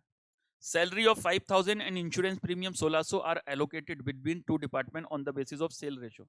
तो सेल का रेशो क्या होगा, सेल इनका देखो 8,80,000 है और इसका 1,80,000 है, तो इसको 88:18 बोल सकते हैं या 44:9 भी बोल सकते हो, ठीक है। ये रेशो हो गया सैलरी और इंश्योरेंस प्रीमियम बांटने का, ठीक है। Find out the net profit of the firm as a whole. Net profit as a whole तो जनरल पीएनएल बनाकर निकलता है। अब यहाँ पर ध्यान से देखना, ओपनिंग स्टॉक दोनों डिपार्टमेंट के देखो, 1,20,20, परचेज ये देखो। अब देखो टू ट्रांसफर यानी रिसीव फ्रॉम रॉ मटेरियल, तो आप आईडीटी करके लिख सकते हो, इसके लिए परचेज है और इसके लिए सेल है, फिर दोनों का सेल, फिर दोनों का क्लोजिंग स्टॉक, फिर मैन्युफैक्चरिंग एक्सपेंसेस इसी के, फिर यहां पर देखिए जीपी आ जाएगा, जीपी आ गया, ये देखिए जीपी आ गया 1,60,000 34,000। इस जीपी को इधर उठाकर लाएंगे, सैलरी को देखो सेल रेशो में बांट दिया, सेलिंग एक्सपेंसेस तो गिवन है, इंश्योरेंस प्रीमियम को भी सेल रेशो में बांट दिया और ये नेट प्रॉफिट आ गया। अब नेट प्रॉफिट को देखो, पहले यहां पर लिखो नेट प्रॉफिट, समझ गए? और नेट प्रॉफिट के बाद अब यहां पर क्या लिखोगे, दोनों का नेट प्रॉफिट लिखा हुआ है, ये दोनों का नेट प्रॉफिट, इन्होंने departmental profit and loss account, raw material manufacturing, ये मतलब क्या है, ये ऊपर नीचे हो गए फिगर, मतलब ये इस तरीके से होगा, देखो ये है रॉ मटेरियल डिपार्टमेंट का 1,52,922 जो यहाँ से देखो उठाकर लाए हैं, ये देखो, ठीक है। और फिर ये है मैन्युफैक्चरिंग का, ये कितना है 32,078, ये दोनों को काट दो, ये हो गया, ठीक है। अब यहाँ पर लिखेंगे बाई ओपनिंग स्टॉक रिजर्व, इन्होंने क्या करा है, स्टॉक रिजर्व को नेट करके लिख दिया है। आप नेट करके मत लिखना बच्चों, कंफ्यूज हो गए नहीं तो ओपनिंग स्टॉक रिजर्व आप यहाँ लिखिए। तो ओपनिंग स्टॉक रिजर्व देखो कितना होगा, ओपनिंग स्टॉक दे रखा है 20,000, उसमें से 75% रॉ मटेरियल डिपार्टमेंट से आता है, यानी कंटेंट रेशो, और पिछले साल जीपी था 10%, तो आप देख लो कितना होगा, 20,000 इंटू 75% इंटू 10%, ये हो गया 1,500। तो बेटा क्लोजिंग ओपनिंग स्टॉक रिजर्व 1,500। फिर यहां पर लिखेंगे क्लोजिंग स्टॉक रिजर्व, इसको मैं यहां काट रहा हूं, क्लोजिंग स्टॉक रिजर्व, आप जनरल पीएनएल ऐसे बनाना, ठीक है। अब क्लोजिंग स्टॉक रिजर्व देखो 24,000 इंटू 75%, अब जीपी रेशो पिछले साल वाला मत लेना, क्लोजिंग स्टॉक रिजर्व निकालने के लिए जीपी रेशो करंट ईयर वाला लेंगे। अब करंट ईयर का जीपी रेशो कैसे निकलेगा, आप देखो जरा, 1,60,000 कमाया कितने की सेल पर, 880 और 120, 1,20,000 यानी 10 लाख की सेल पर 16% का जीपी रेशो हो गया बेटा। 1,60,000 कमाया 10 लाख पर, तो जीपी रेशो जब आप निकालते हैं ना, तो जीपी रेशो बेटा दोनों सेल लेते हैं, यानी सेल भी और आईडीटी भी, तो ये 10 लाख हो गया ना, तो 10 लाख पर कमाते हो 1,60,000, तो 16% हो गया ना, तो 16% के हिसाब से आएगा क्लोजिंग स्टॉक रिजर्व, तो 16%, तो कितना होगा देखो, 24,000 इंटू 75% इंटू 16%, ये हो जाएगा 2,880, ठीक है। इन्होंने क्या करा था, ये 1,380, इन्होंने देखो क्या लिखा हुआ है, ये 1,380 लिखा है ना, ये नेट करके लिखा है, कैसे, 2,880 इधर है और 1,500 इधर है, तो इन्होंने नेट 1,380 करके लिख दिया। आप अलग अलग लिखिए, यहाँ ओपनिंग स्टॉक रिजर्व, यहाँ क्लोजिंग स्टॉक रिजर्व, और आपका यही बैलेंस आएगा निकल कर, यही बैलेंस आ जाएगा आपका निकल कर, तो इसको मैं काट रहा हूँ, ठीक है। तो आप जनरल पीएनएल कैसे बनाओगे, बाई डिपार्टमेंटल नेट प्रॉफिट, पहले लिखोगे रॉ मटेरियल फिर मैन्युफैक्चरिंग, दोनों का लिख दोगे, फिर by opening stock reserve 20,000 into 75% into 10%, फिर to closing stock reserve 24,000 into 75% into 16%। GP ratio का वर्किंग नोट बना लेना, जीपी रेशो कैसे, GP divided by sale plus IDT into 100, तो 16% आ जाएगा, तो 16, ठीक है। और फिर कैपिटल अकाउंट में इन्होंने कैपिटल में ट्रांसफर किया, आप सीधा लिख दो profit carried to balance sheet, कोई बात नहीं, एक ही बात है, समझ गए। तो देखो 16% इन्होंने जीपी रेशो यहाँ निकाल कर दिया है, ये देखो 2,880 और 1,500 इन्होंने नेट करके लिख दिया है, समझ में आ रही बात। तो ये क्वेश्चन हो गया हमारा। अच्छा, ये क्वेश्चन देखो यहाँ पर रॉ मटेरियल और मैन्युफैक्चरिंग करके दे रखा है, हो सकता है आपको आ जाए टिम्बर और फर्नीचर डिपार्टमेंट करके आ जाए, कि फर्नीचर डिपार्टमेंट को टिम्बर डिपार्टमेंट लकड़ी सप्लाई करता है, या हो सकता है क्लॉथ और शूज डिपार्टमेंट आ जाए, क्लॉथ और रेडीमेड डिपार्टमेंट आ जाए, या लेदर या शूज डिपार्टमेंट आ जाए, कुछ भी करके ऐसे दे सकता है, कि यानी एक डिपार्टमेंट का आउटपुट दूसरे के लिए इनपुट बनता है, तो ऐसे करके वो आ सकता है कोई भी क्वेश्चन इस तरीके से, ठीक है। अब क्वेश्चन और दे रखे हैं, देखो और भी दे रखे हैं, A and company has two department P and Q, department P sell goods to department Q at normal sale price from the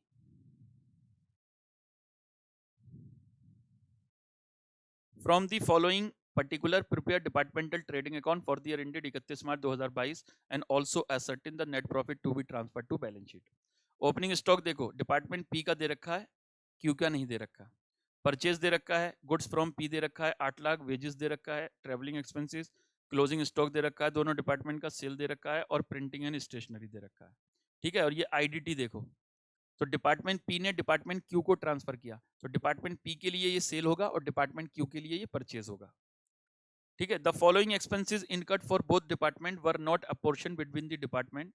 salary 33,000 है, एडवर्टाइजिंग 120 है, जनरल एक्सपेंसेस 5 लाख है, depreciation 30% on machinery worth rupees 96,000। तो 96,000 का 30%, तो depreciation कितना होगा?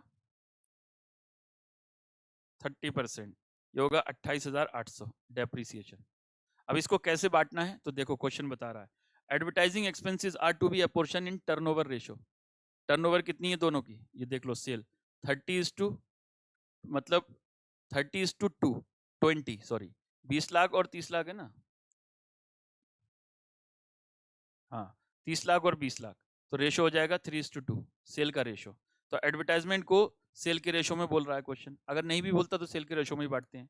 Salary and depreciation को 2:1 में एंड 1:1 रिस्पेक्टिवली, यानी सैलरी को 2:1 में बांटो, डेप्रिसिएशन को 1:3 में बांटो, जनरल एक्सपेंसेस को 3:1 के रेशो में बांटो। तो सारी चीजें तो बता दी किस रेशो में बांटना है।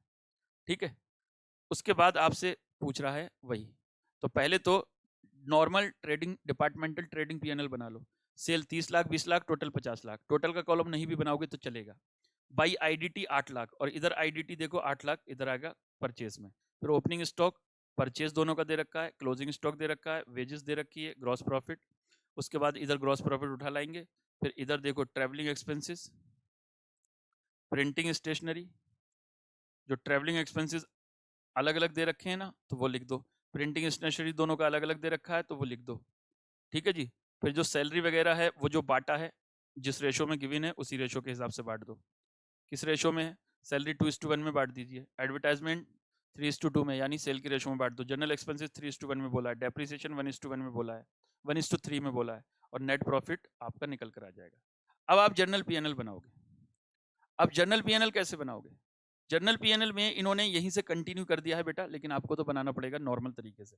तो जर्नल पीएनएल इन्होंने क्या करते हैं, पता नहीं अजीब तरीके से बना देते हैं। आप प्रॉपर तरीके से पहले डिपार्टमेंटल ट्रेडिंग पीएनएल, वो तो बड़ा आसान है, ठीक है, बस खर्चों को बांट के लिखना है। आपको जर्नल पीएनएल मैं बनाकर दे देता हूं, यहां पर लीजिए जर्नल पीएनएल। देखो, by departmental net profit, department P और क्यू। पी का कितना है? 2,25,800, और डिपार्टमेंट क्यू का कितना है? 4,19,400। तो टोटल देख लो कितना होगा, 2,25,800 प्लस 4,19,400, ये हो जाएगा 6,45,200। यही इन्होंने टोटल करके यहां दे दिया है। अब ओपनिंग स्टॉक है नहीं डिपार्टमेंट क्यू का, ओपनिंग स्टॉक है ही नहीं, तो ओपनिंग स्टॉक रिजर्व निकलेगा नहीं। क्लोजिंग स्टॉक है, वो भी कितना? क्लोजिंग स्टॉक है इसका, किधर गया? क्लोजिंग स्टॉक है इसका 2,09,000, तो इस 2,09,000 पर स्टॉक रिजर्व निकलेगा। तो पहले तो आप लोग क्या करो, पहले जीपी रेशो निकालो, किसका? डिपार्टमेंट पी का। तो जीपी रेशो देखो, इन्होंने 9.5 लाख कमाए, कितने की सेल पर? इस पर 38 लाख पर, 38 लाख पर 9.5 लाख कमाते हैं, तो जीपी रेशो देखना कितना होगा, 9,50,000 into 100 divided by 38 lakh, GP ratio आ गया 25%। ठीक है, अब कंटेंट रेशो भी गिवन नहीं है, तो बेटा कंटेंट रेशो निकालना पड़ेगा। कंटेंट रेशो देखो, परचेज 3 लाख है, 8 लाख आईडीटी और 2 लाख का वेजेस, तो टोटल देखो 3, 8 और 3 11, 11 और 2 13, 13, यानी टोटल कॉस्ट है 13 और आईडीटी कितना है 8, तो देखो कंटेंट रेशो हो जाएगा 8/13, ये कंटेंट रेशो हो जाएगा। तो क्लोजिंग स्टॉक रिजर्व आपको निकालना है, ओपनिंग स्टॉक रिजर्व निकाल नहीं सकते क्योंकि डिपार्टमेंट क्यू का ओपनिंग स्टॉक है ही नहीं, तो क्लोजिंग स्टॉक रिजर्व आपको निकालना पड़ेगा 2,09,000 के स्टॉक पर। तो कैसे निकालोगे जरा देख लो, 2,09,000 इंटू 8/13 और इंटू 25% जो जीपी रेशो है, तो निकालो जरा, 2,09,000 इंटू 8/13 और इंटू 25%, 32,153, ये आपका कंटेंट रेशो मतलब जीपी रेशो आ रहा है। देखो इन्होंने कितना निकाल कर दिया है, इन्होंने 38,000 कैसे निकाला है?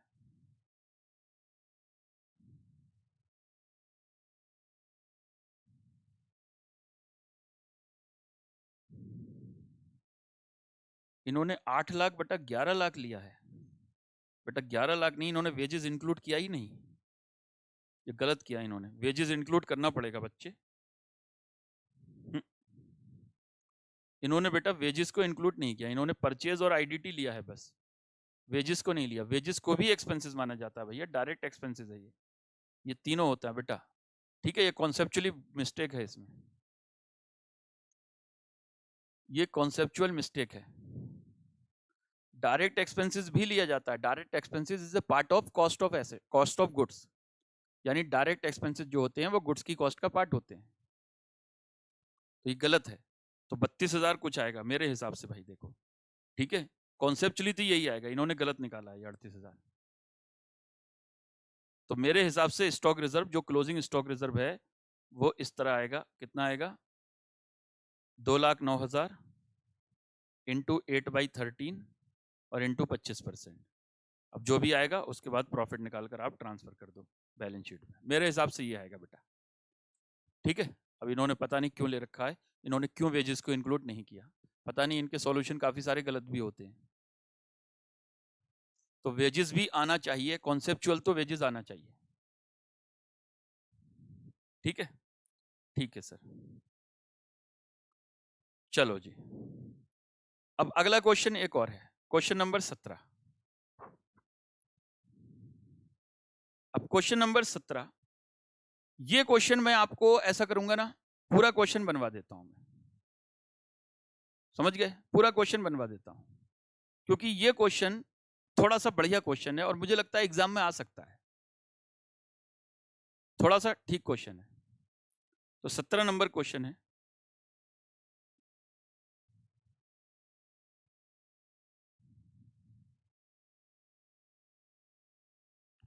आइए क्वेश्चन को पढ़ते हैं 17 नंबर को। A limited manufacturing electronic component operate with 2 department, 2 department है इनके, एक्स और Y. Transfer made between the department of both purchase goods and manufactured finished good, मतलब जो गुड्स आप बाहर से परचेज करते हो उसमें से भी कुछ ट्रांसफर करते हो दूसरे डिपार्टमेंट को, और जो आप गुड्स खुद बनाते हो वो भी दूसरे डिपार्टमेंट को ट्रांसफर करते हो। Goods purchased are transferred at cost and manufactured goods are transferred only at selling price as is the case with open market। जो परचेज गुड्स से ट्रांसफर करते हो वो तो कॉस्ट पर ही करते हो, तो इसको तो आप परचेज में भी एडजस्ट कर सकते हो, ठीक है। लेकिन जो बाकी जो फिनिश गुड्स से ट्रांसफर करते हो वो सेलिंग प्राइस पर करते हो। तो जो स्टॉक रिजर्व की सिचुएशन अगर आएगी तो वो किस में आएगी, वो सिर्फ और सिर्फ फिनिश प्रोडक्ट जो आपने ट्रांसफर किया है उस पर आएगी। 2022 31 मार्च को कुछ डिटेल दे रखी है, opening stock, sales, wages, purchase, closing stock, purchase goods से इतना और मैन्युफैक्चर्ड गुड्स से इतना, ठीक है। यानी 2 तरह के क्लोजिंग स्टॉक है इनके पास टोटल क्लोजिंग स्टॉक 9,000 है, ठीक है। इसमें परचेज गुड्स है 2,000 और जो फिनिश गुड्स है मैन्युफैक्चर्ड वाला वो 7,000 है। इनका क्लोजिंग स्टॉक है 13,000, ठीक है, और इनका कितना है 9,000। आगे, the following were the transfer from department X to Y. X ने वाई को क्या क्या ट्रांसफर किया, 6,000 का परचेज गुड्स ट्रांसफर किया और 20,000 का फिनिश गुड्स ट्रांसफर किया, और वाई ने भी एक्स को ट्रांसफर किया। देखो दोनों ने एक दूसरे को किया है, तो वाई ने एक्स को जो ट्रांसफर किया, परचेज गुड्स 5,000 और फिनिश गुड्स 35,000, ठीक है। Stock were valued at cost to the department concern. हर डिपार्टमेंट अपनी कॉस्ट पर स्टॉक को वैल्यू करता है, वो तो नॉर्मल बात है, ऐसे ही की जाती है। It is estimated that closing stock of manufacturing goods of department Y consist of 20% of goods received from department X। अब यहां पर जरा ध्यान से देखो, it is estimated that closing stock, यानी ओपनिंग की बात नहीं कर रहा, सिर्फ क्लोजिंग स्टॉक के अंदर, वो भी मैन्युफैक्चर्ड गुड्स के अंदर, किसके, डिपार्टमेंट वाई के 20% ऐसा स्टॉक है जो डिपार्टमेंट एक्स से आया हुआ है। वाई डिपार्टमेंट के फिनिश गुड्स में, यानी जो मैन्युफैक्चर्ड गुड्स है उसमें 20% ऐसा गुड्स है जो डिपार्टमेंट एक्स से आया हुआ है और उस पर एक्स ने प्रॉफिट कमाया होगा। इसका मतलब पहली बात तो ओपनिंग स्टॉक में कोई भी स्टॉक रिजर्व नहीं है, क्योंकि स्पेसिफिकली बोला है क्लोजिंग स्टॉक में। दूसरी बात, सिर्फ वाई डिपार्टमेंट के क्लोजिंग स्टॉक में है, एक्स डिपार्टमेंट के क्लोजिंग स्टॉक में वो गुड्स नहीं है जो वाई से आया हुआ है। अगर आपसे ये बोलता कि दोनों के क्लोजिंग स्टॉक में 20% ऐसा गुड्स है जो एक दूसरे से आया है, जैसे वाई के स्टॉक में एक्स से आया हुआ है और एक्स के स्टॉक में वाई से आया हुआ है, लेकिन सिर्फ वाई के बोला है कि वाई के स्टॉक में 20% ऐसा गुड्स है जो एक्स से आया हुआ है। तो स्टॉक रिजर्व निकालने के लिए आपको क्या करना पड़ेगा, पहले वाई का जो मैन्युफैक्चर्ड स्टॉक है वो उठाना पड़ेगा, उसका 20% यानी कंटेंट रेशियो 20% है, तो 20% निकालना पड़ेगा, और एक्स का जो जीपी रेशियो होगा वो उस पर अप्लाई करना पड़ेगा, आपका स्टॉक रिजर्व निकल आएगा।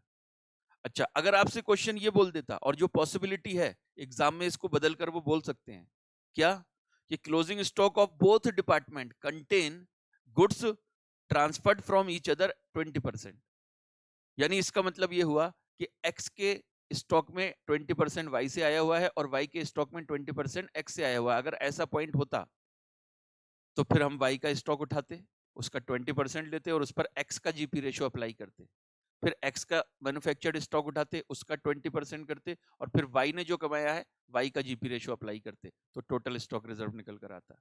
लेकिन यहाँ पर सिर्फ बोला है वाई के डिपार्टमेंट में, इसलिए एक ही का निकलेगा। ठीक है, अब आपसे कहता है डिपार्टमेंटल ट्रेडिंग अकाउंट बनाओ, पीएनएल नहीं पूछ रहा, ट्रेडिंग अकाउंट, और फिर ए लिमिटेड से ट्रेडिंग अकाउंट। ए लिमिटेड ट्रेडिंग अकाउंट मतलब दोनों डिपार्टमेंट का ट्रेडिंग अकाउंट मिलाकर, इसको कंसोलिडेटेड ट्रेडिंग अकाउंट भी बोलते हैं। For the year ended 31 March 2022, also show the reconciliation of profit ascertain from these account. इन दोनों कंपनीज ने जो प्रॉफिट कमाया है उनके दोनों की प्रॉफिट को रिकंसाइल करके बताओ, मतलब दोनों सेम बैलेंस शो कर रहे हैं या नहीं कर रहे। तो देखो, आइए पहले तो जरा जो डिपार्टमेंट वाइज ट्रेडिंग अकाउंट है वो देखो। ओपनिंग स्टॉक दोनों का दे रखा, परचेज दोनों का दे रखा, कितना कितना परचेज था, परचेज देखो 190 और 135, नहीं ओपनिंग स्टॉक है, सेल सेल 190 135 है, तो वो इधर होगा 190 135। उस एक मिनट, उसके बाद क्या है, उसके बाद वेजेस है, वेजेस कितना 12,500 7,500, तो वेजेस है 12,500 7,500। अच्छा, अब जरा परचेज देखो, परचेज कितना दे रखा है 1,80,000, तो देखो 1,80,000 का परचेज भी दे रखा है। ठीक है, अब जो आईडीटी है वो देखो, आईडीटी आईडीटी टू ट्रांसफर, आप लिखोगे आईडीटी, तो परचेज गुड्स जो है वो एक्स ने वाई को ट्रांसफर कितना किया, एक्स ने वाई को किया 6,000 का ट्रांसफर, तो एक्स के लिए परचेज गुड्स 6,000 सेल होगा और वाई के लिए वही परचेज गुड 6,000 परचेज होगा। फिर वाई ने एक्स को ट्रांसफर किया, तो एक्स वाई ने एक्स को जो ट्रांसफर किया तो वाई के लिए वो 5,000 सेल होगा और एक्स के लिए वो 5,000 परचेज होगा। ठीक है, अच्छा जो मैन्युफैक्चर्ड गुड्स है, एक्स ने जो वाई को ट्रांसफर किया, तो एक्स ने जो वाई को ट्रांसफर किया वो कितना है, वो 35,000 है। 35 है, नहीं, एक्स ने वाई को ट्रांसफर किया 20,000 है, तो एक्स के लिए 20,000 सेल होगा और वाई के लिए 20,000 परचेज होगा। तो यहाँ देखिए फिनिश गुड्स एक्स के लिए 20,000 सेल होगा और वाई के लिए 20,000 परचेज होगा, और फिनिश गुड्स जो वाई ने एक्स को ट्रांसफर किया वो कितना किया 35,000, तो 35,000 वाई के लिए सेल होगा और एक्स के लिए वही 35,000 परचेज होगा। ठीक है, इस तरीके से आपको लिखा हुआ है। और फिर यहाँ पर देखिए क्लोजिंग स्टॉक लिख दीजिए, परचेज गुड्स से इतना है, मैन्युफैक्चर्ड गुड्स से इतना है, और ये आपका जीपी आ जाएगा। अच्छा, अगर यहाँ पर जीपी रेशो निकालना हो, जीपी रेशो मेरे को सिर्फ एक्स का चाहिए, क्यों, क्योंकि डिपार्टमेंट वाई के क्लोजिंग स्टॉक के अंदर 20% ऐसा गुड्स है जो एक्स से आया हुआ है और एक्स ने उस पर जीपी कमाया होगा, तो स्टॉक रिजर्व निकालने के लिए मुझे जीपी रेशो चाहिए सिर्फ एक्स का। अगर दोनों के स्टॉक में 20% ऐसा गुड्स होता जो एक दूसरे से आया हुआ होता, उस केस में आप दोनों का जीपी रेशियो निकालते, क्योंकि दोनों का स्टॉक रिजर्व आपको निकालना पड़ता। तो यहाँ पर जरा देखो 52,500 ये कमाता है, डिवाइडेड बाई, एक तो इसका ये सेल है और एक ये वाला सेल है, ये दो लेना बेटा, समझ गए। परचेज गुड्स वाला मत लेना, परचेज गुड्स इसलिए मत लेना क्योंकि purchase goods cost per transfer हुआ है, जो फिनिश गुड्स है वो सेलिंग प्राइस पर हुआ है, तो जो जीपी कमाया होगा एक तो सेल पर कमाया होगा और एक ये जो 20,000 ट्रांसफर किया इस पर किया होगा, यानी 2,10,000 इनका, ये दोनों मिलाकर सेल प्लस आईडीटी, और आईडीटी भी कौन सा, फिनिश गुड्स वाला, ठीक है उसका, तो देख लो कितना होगा 52,500 इंटू 100 डिवाइडेड बाई 2,10,000, तो जीपी रेशियो हो गया 25%। 25% का जीपी रेशियो हो गया, किसका? एक्स डिपार्टमेंट का। अब दोनों का मिलाकर ट्रेडिंग अकाउंट बनाएंगे। जब दोनों का मिलाकर ट्रेडिंग अकाउंट बनाओगे ना, तो आपको क्या करना है, सेल दोनों का जोड़ दो, लेकिन आईडीटी को अब इग्नोर मार देना, क्योंकि कैंसिल हो जाएगा। एक बार बताइए, दोनों का परचेज ऐड करोगे, इधर लिखोगे, फिर इधर भी परचेज ऐड करके लिखोगे, यानी ये वाला देखो 5000 6000 डेबिट में लिखोगे 11000, फिर 6000 और 5000 दोनों 11000 लिखोगे, तो वो कट गया या नहीं कट गया? फिर इधर देखो 35000 और 20000 55000, फिर इधर लिखोगे 20000 प्लस 35000 55000, तो वो तो कट गया। तो आईडीटी वाला जो है, चाहे परचेज गुड्स का हो चाहे फिनिश गुड्स का हो, उसको आप हटा देना, वो कैंसिल हो जाएगा। जब दोनों का मिलाकर बनाओगे तो जो इंटर डिपार्टमेंटल, ये कॉन्ट्रा आइटम कहलाते हैं, मतलब जो एक दूसरे की सेल परचेज में इंक्लूड है उसको हटा देंगे। तो आपको सेल सेल जोड़ना है, और फिर क्लोजिंग स्टॉक जोड़ना है, ठीक है। फिर ओपनिंग स्टॉक जोड़ना है, ये जो परचेजेस हैं वो जोड़ना है, वेजेस जोड़ना है, ठीक है। आपका डिपार्टमेंटल प्रॉफिट आ जाएगा। लेकिन जब आप क्लोजिंग स्टॉक लोगे तो उसमें स्टॉक रिजर्व घटाकर लेना पड़ेगा। जो क्लोजिंग स्टॉक लोगे ना, उसमें स्टॉक रिजर्व घटाकर लेना पड़ेगा। कौन सा? मैन्युफैक्चर्ड गुड्स वाला। तो पहले मैं दोनों का जरा जोड़कर आपको लिखवा दूं। तो जो ए लिमिटेड का ट्रेडिंग अकाउंट बनेगा, उसमें देखो 190 प्लस 135 कितना आया? 325। फिर क्लोजिंग स्टॉक देखो 2000 प्लस 5000, परचेज वाला तो ऐसे ही जोड़ दो, मैन्युफैक्चर्ड वाला अभी मैं बताता हूँ। ओपनिंग स्टॉक दोनों का जोड़ दो, परचेज दोनों का जोड़ दो, आईडीटी जो है वो हटा देना है, और वेजेस दोनों का जोड़ दो। अब आप देखो इन दोनों का जरा ये स्टॉक जोड़ो, ये कितना है? 7000 प्लस 8000, ये दोनों मिलाकर होता है 15000। बस इसमें से आपको स्टॉक रिजर्व माइनस करना है। अब स्टॉक रिजर्व कितना आएगा आप देख लो। डिपार्टमेंट वाई का कितना स्टॉक है? 8000। इसमें 20% गुड्स ऐसा है जो दूसरे डिपार्टमेंट से आया हुआ है, एक्स से, और एक्स ने उस पर 25% के हिसाब से प्रॉफिट कमाया होगा। तो स्टॉक रिजर्व देख लो कितना, 8000 इंटू 20% यानी 1600, और 1600 इंटू 25%, 400 रुपए का इन्होंने स्टॉक रिजर्व कमाया होगा। यही 400 रुपए दे रखा है।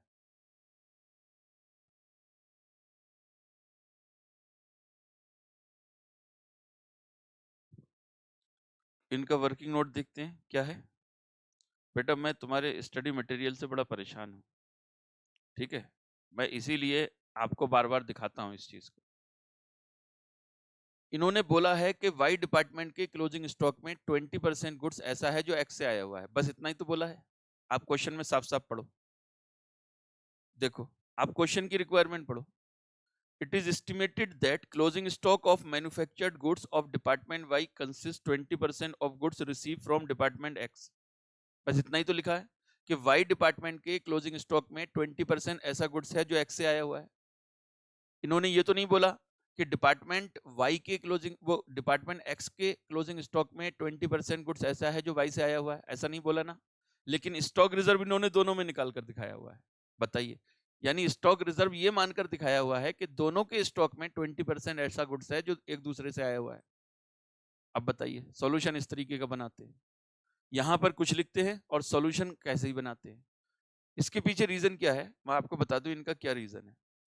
ये क्या करते हैं, क्वेश्चन किसी दूसरे की बुक से उठाते हैं, उसकी बुक में जो होता है उसमें ये होगा कि दोनों के स्टॉक में 20% गुड्स ऐसा है जो एक दूसरे से आया हुआ है। अब उसमें जो सॉल्यूशन बना हुआ होगा, इन्होंने लाइन तो चेंज कर दी लेकिन सॉल्यूशन चेंज करना भूल जाते हैं, और ये एक बार नहीं इनका बहुत बार हो चुका है। तो या तो फिर ये लाइन चेंज करें, समझ गए। इसमें लिखें कि it is estimated that closing stock of both department, यहां पर ये बात ही काट दें कि डिपार्टमेंट वाई, यानी department closing stock of both department consist of 20% of goods receive from other department. इस तरीके से होना चाहिए, तभी दोनों में होगा।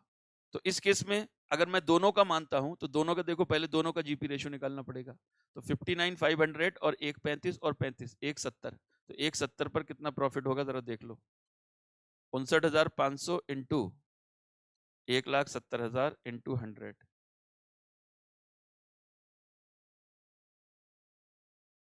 इसका 35% हो गया जीपी रेशियो। तो ये जीपी कमाता है 25% से, ये कमाता है 35% से। तो इसके स्टॉक में, वाई के स्टॉक में 20% ऐसा गुड्स है जो एक्स से आया हुआ है, और एक्स ने उस पर कितना कमाया होगा? एक्स ने उस पर कमाया होगा 25, और x के स्टॉक में 20% ऐसा है जो y से आया हुआ होगा, उस पर y ने 35% से कमाया होगा। तो देखो इस पर जो स्टॉक रिजर्व है, यहां देखो stock reserve in wise stock earned by x, तो कितना होगा 8000 इंटू 20% और इंटू 25%, ये होगा 400। और फिर इन x स्टॉक जो कमाया किसने होगा, y ने, अर्न्ड बाई y। तो x का स्टॉक है 7000 इंटू 20% और इंटू 35% y ने कमाया होगा, ये कितना आएगा 7000 इंटू 20% और इंटू 35%, ये 490 हो गया। समझ गए? तो 400 का स्टॉक रिजर्व y के स्टॉक में है और 490 का स्टॉक रिजर्व x के स्टॉक में है, दोनों मिलाकर 890 हो गए।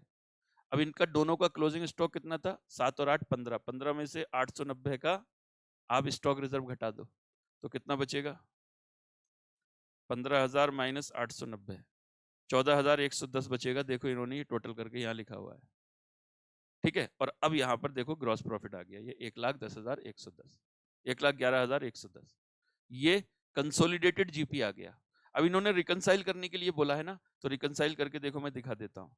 इन दोनों का जीपी ऐड करो, ये कह रहे हैं कि इस अकाउंट से जो जीपी आया और इस अकाउंट से जो जीपी आया उसको रिकंसाइल करके दिखाओ। तो रिकंसाइल देखो कैसे होगा, 52,500 और 59,500 इन दोनों का टोटल लगाओ, 1,12,000 होता है और ये आ रहा है 1,11,110। तो इन दोनों में डिफरेंस किस वजह से है, सिर्फ स्टॉक रिजर्व की वजह से। आप 890 इस 1,12,000 में से माइनस कर दो तो यही आ जाएगा। देखो ये देखो 1,11,110, ये आपका आंसर आ गया, ये रिकंसिलेशन हो गया। यहाँ पर इन्होंने बताया भी होगा, देखो सिर्फ डिफरेंस किसकी वजह से, स्टॉक रिजर्व की वजह से। तो यहाँ पर बेटा मैं आपको बोल रहा हूँ इनका पता ही नहीं रहता कि क्वेश्चन कुछ लेते हैं और सॉल्यूशन कुछ बनाते हैं। तो अगर आपको ये लाइन लिखी हुई हो ना कि closing stock of department Y consist of 20% goods receive from department X, तो सिर्फ वाई के क्लोजिंग स्टॉक के अंदर स्टॉक रिजर्व कैलकुलेट करना जो एक्स ने कमाया होगा, बस। फिर आप ये मत मान लेना, अपने आप मानने की जरूरत नहीं है कि एक्स के स्टॉक में भी ऐसा गुड्स है जो 20% वाई से आया हुआ है। अब सॉल्यूशन कुछ बनाते हैं, क्वेश्चन कुछ देते हैं, ठीक है। तो मतलब इन्होंने क्या करा होगा, ये कहीं किसी दूसरी बुक से क्वेश्चन उठाया होगा, उसमें दोनों के स्टॉक में 20% गुड्स एक दूसरे से आया हुआ होगा, उन्होंने दोनों निकाला होगा। इन्होंने ये लाइन तो चेंज कर दी कि हम क्वेश्चन थोड़ा सा चेंज कर देते हैं, लेकिन सॉल्यूशन वही उठाकर डाल दिया, ठीक है। सॉल्यूशन चेंज करना भूल गए। आइए आगे बढ़ते हैं। अब है क्वेश्चन नंबर 18, इसको भी जरा देख लेते हैं, काफी बड़ा क्वेश्चन है। आइए मैं आपको दिखा देता हूं। समुद्रा and company A partnership firm has 3 department KLM which are under the charge of the partner B, C and D respectively. The following consolidated P&L is given below. Opening stock दे रखा है 81,890, परचेज दे रखा है 2,65,700, salary and wages दे रखा है, सबके note दे रखे हैं, रेंट एक्सपेंसेस इतना दे रखा है, सेलिंग एक्सपेंसेस इतना है, डिस्काउंट अलाउड इतना है, डेप्रिसिएशन इतना है, फिर सेल इतना है, क्लोजिंग स्टॉक इतना है, डिस्काउंट रिसीव्ड इतना है, फिर नेट प्रॉफिट दे रखा है। आपसे कहता है from the above account and the following additional information prepare departmental PNL account for the year ended 31 मार्च 2013। ये कंबाइंड पीएनएल दे रखा है, इसको आपको डिपार्टमेंट वाइज में कन्वर्ट करना है। ये नीचे इंफॉर्मेशन दे रखी है उसके बेसिस पर, ठीक है। अच्छा अब एक चीज यहाँ पर देखना, अगर ये क्वेश्चन एग्जाम में आया ना तो बच्चों 14 नंबर का क्वेश्चन आ सकता है, 14 मार्क्स का। अब ब्रेकअप ऑफ ओपनिंग स्टॉक देखो, ये जो टोटल ओपनिंग स्टॉक है ना उसका ब्रेकअप दे रखा है डिपार्टमेंट वाइज, इतना इतना। तो जब आप ये अकाउंट बनाओगे, मैं आपको यहाँ पर अकाउंट जब आप बनाओगे,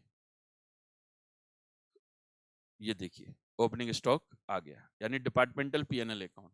तो ओपनिंग स्टॉक जो नीचे दे रखा है वही उठाकर यहाँ पर लिख दिया जाएगा। फिर आते हैं, देखो परचेज का ब्रेकअप दे रखा है 1,40,700, 80,600 और 44,400। जो ऊपर परचेज का टोटल दे रखा है उन सबका ब्रेकअप ये दे रखा है। तो परचेज यहाँ लिख दीजिए, 2 परचेज, ये देखो अलग अलग, ठीक है। ठीक है सर। उसके बाद salary wages include 12,000 wages of department M, the balance salary should be apportion to 3 department 441। तो टोटल जो आपका वेजेस एंड सैलरी दे रखा है ना 48,000, उसमें कहते हैं 12,000 का वेजेस है जो डिपार्टमेंट एम से रिलेटेड है। अब वेजेस तो ट्रेडिंग अकाउंट में चला जाएगा डिपार्टमेंट एम में, कितना 12,000, देखो ये वेजेस 12,000। अब 48 में से 12,000 तो वेजेस चला गया, बाकी सैलरी बचा, वो पीएनएल में जाएगा और कहते हैं वो होगा 441 के रेशियो में। तो देखो सैलरी देखो कितना, सैलरी 16 और 16 32 और 4 36, 36,000 है ना टोटल, तो 36,000 को 441 में इन्होंने बांटा हुआ है। ठीक, ठीक है सर। आगे देखिए और क्या है। अच्छा अब इधर ही आ गए,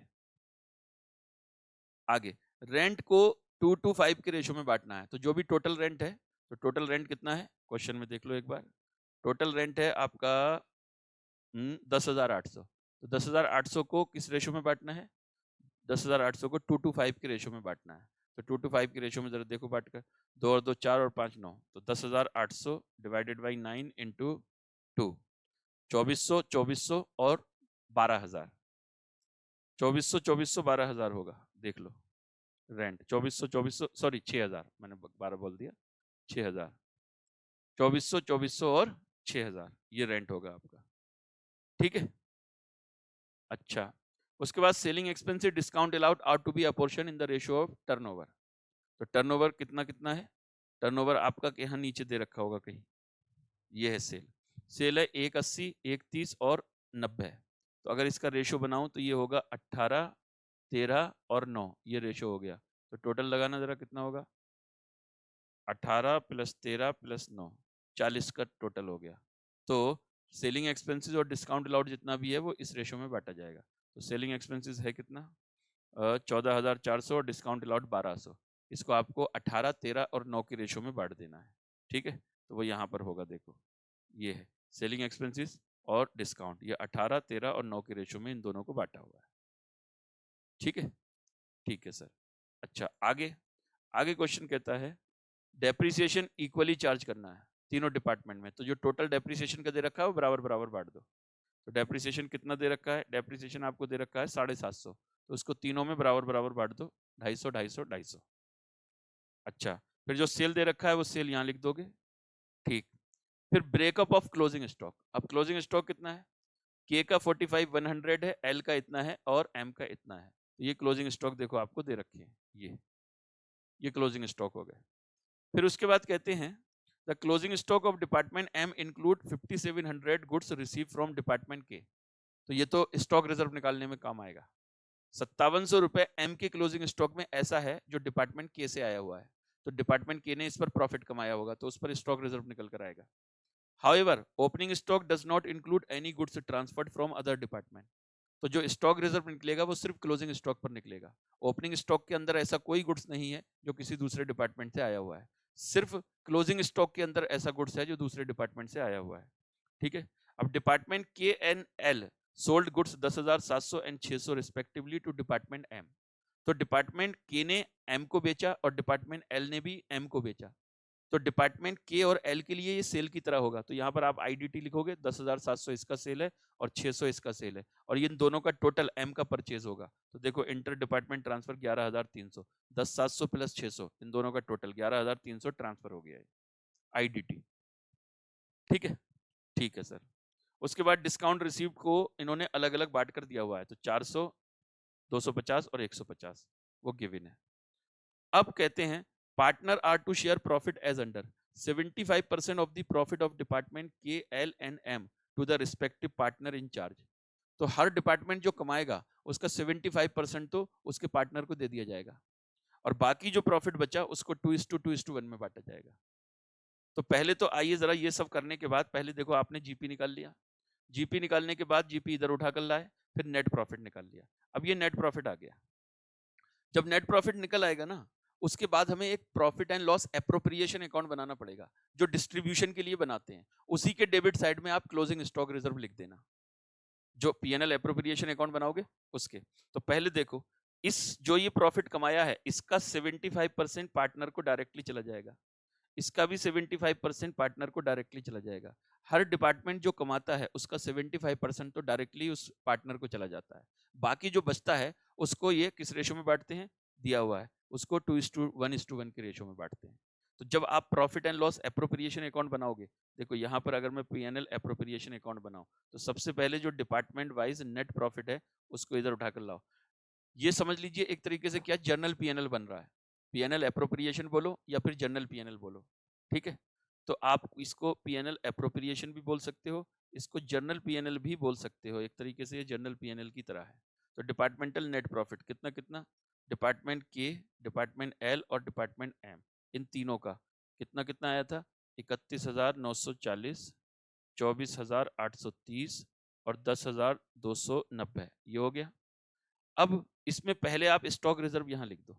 अब स्टॉक रिजर्व कितना होगा, दूसरे डिपार्टमेंट से कितना आया हुआ है 5700, यानी डिपार्टमेंट के से 5700 का ऐसा गुड्स है जो डिपार्टमेंट एम के क्लोजिंग स्टॉक में है। अब डिपार्टमेंट के का जीपी रेशियो क्या है, तो जीपी रेशियो पहले निकालो उसका, तभी स्टॉक रिजर्व निकलेगा। तो जीपी रेशियो देखो, एक तो इस पर और एक इस पर, इन दोनों पर निकलेगा। आपने कमाया 57,210, डिवाइड करना है आपको 180 प्लस 10,700 से, इंटू 100 करना है। तो जीपी रेशियो जरा निकाल लो, इसका वर्किंग नोट में प्रॉपरली आपको निकाल कर दिखाना पड़ता है, ठीक है। तो 57,210 इंटू 1,00,000 इंटू 100 डिवाइडेड बाई 1,90,700, 30% हो गया, तो 30%। अब 5700 का 30%, 1710 क्लोजिंग स्टॉक हो, इस क्लोजिंग स्टॉक रिजर्व हो गया, यानी 5700 जो गुड्स एम डिपार्टमेंट में 5700 का ऐसा गुड्स है जो डिपार्टमेंट के से आया हुआ है, उस पर डिपार्टमेंट के ने 30% प्रॉफिट कमाया होगा, जो 1710 आता है, ठीक है। अब जो 75% प्रॉफिट जो है ये वाला, इसका 75%, इसका 75%, वो पार्टनर को दे दिया जाएगा अलग अलग, यानी के, एल के और एम के 75% इसका दे दिया जाएगा, ठीक है। तो 31,940 का 75% ये होगा 23,955, 23,955। फिर 24,830 का 75% ये हो जाएगा 18,623, और 10,290 का 75% ये हो जाएगा 7,717, या 18 कर दो, ठीक है, ये हो गया। और अब जो प्रॉफिट बचेगा, अब बैलेंस प्रॉफिट निकाल लो। अब जो प्रॉफिट बचेगा ना, उसको, बैलेंस प्रॉफिट को अब आप बांट दीजिए किस रेशो में, 2:1:1 के रेशो में, किसमें, के एल एम में। जो बैलेंस प्रॉफिट है अब उसको 2:1:1 के रेशो में बांटोगे। अब बैलेंस प्रॉफिट कितना बचेगा, 31,940 प्लस 24,830 प्लस 10,290 माइनस 1,710, ठीक है, स्टॉक रिजर्व, और ये सब माइनस करो, 23,955 माइनस 18,623 माइनस 7,718, ये बचा 15,054। तो 15,054 को आप 2:1:1 के रेशो में बांट दो, तो डिवाइडेड बाई 4, तो ये हो जाएगा 3764, इसको भी 3764 ले लो, और बाकी 15,054 माइनस करोगे, ये होगा 7526, ये आपका बंटवारा हो गया प्रॉफिट का। अब ये P&L एप्रोप्रिएशन अकाउंट यहाँ पर देखो बनाकर दिया हुआ है, मैं आपको दिखा देता हूँ। ये है, देखो, ये है, देखो, ये टोटल प्रॉफिट आ गया तीनों का। पहले स्टॉक रिजर्व लिख दिया 1710, फिर कंसर्न प्रॉफिट कैपिटल में भेज दिया।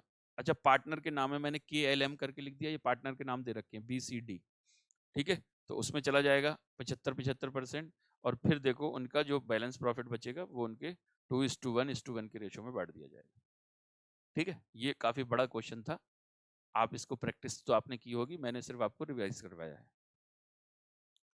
अच्छा, क्वेश्चन नंबर 19 देखो, ये बढ़िया क्वेश्चन है, ये भी एग्जाम में आ सकता है 7 मार्क्स में, ठीक है, आराम से आ सकता है ऐसा question. The following details are available in respect of business for a year. Opening stock 120 unit, 80 unit, 152 unit, purchase 1000 unit, 2000 unit, 2400 unit. Sale किया है आपने 1020 यूनिट 20 के हिसाब से, 1920 यूनिट और 2496 यूनिट इस हिसाब से। टोटल परचेज की वैल्यू है 1 लाख।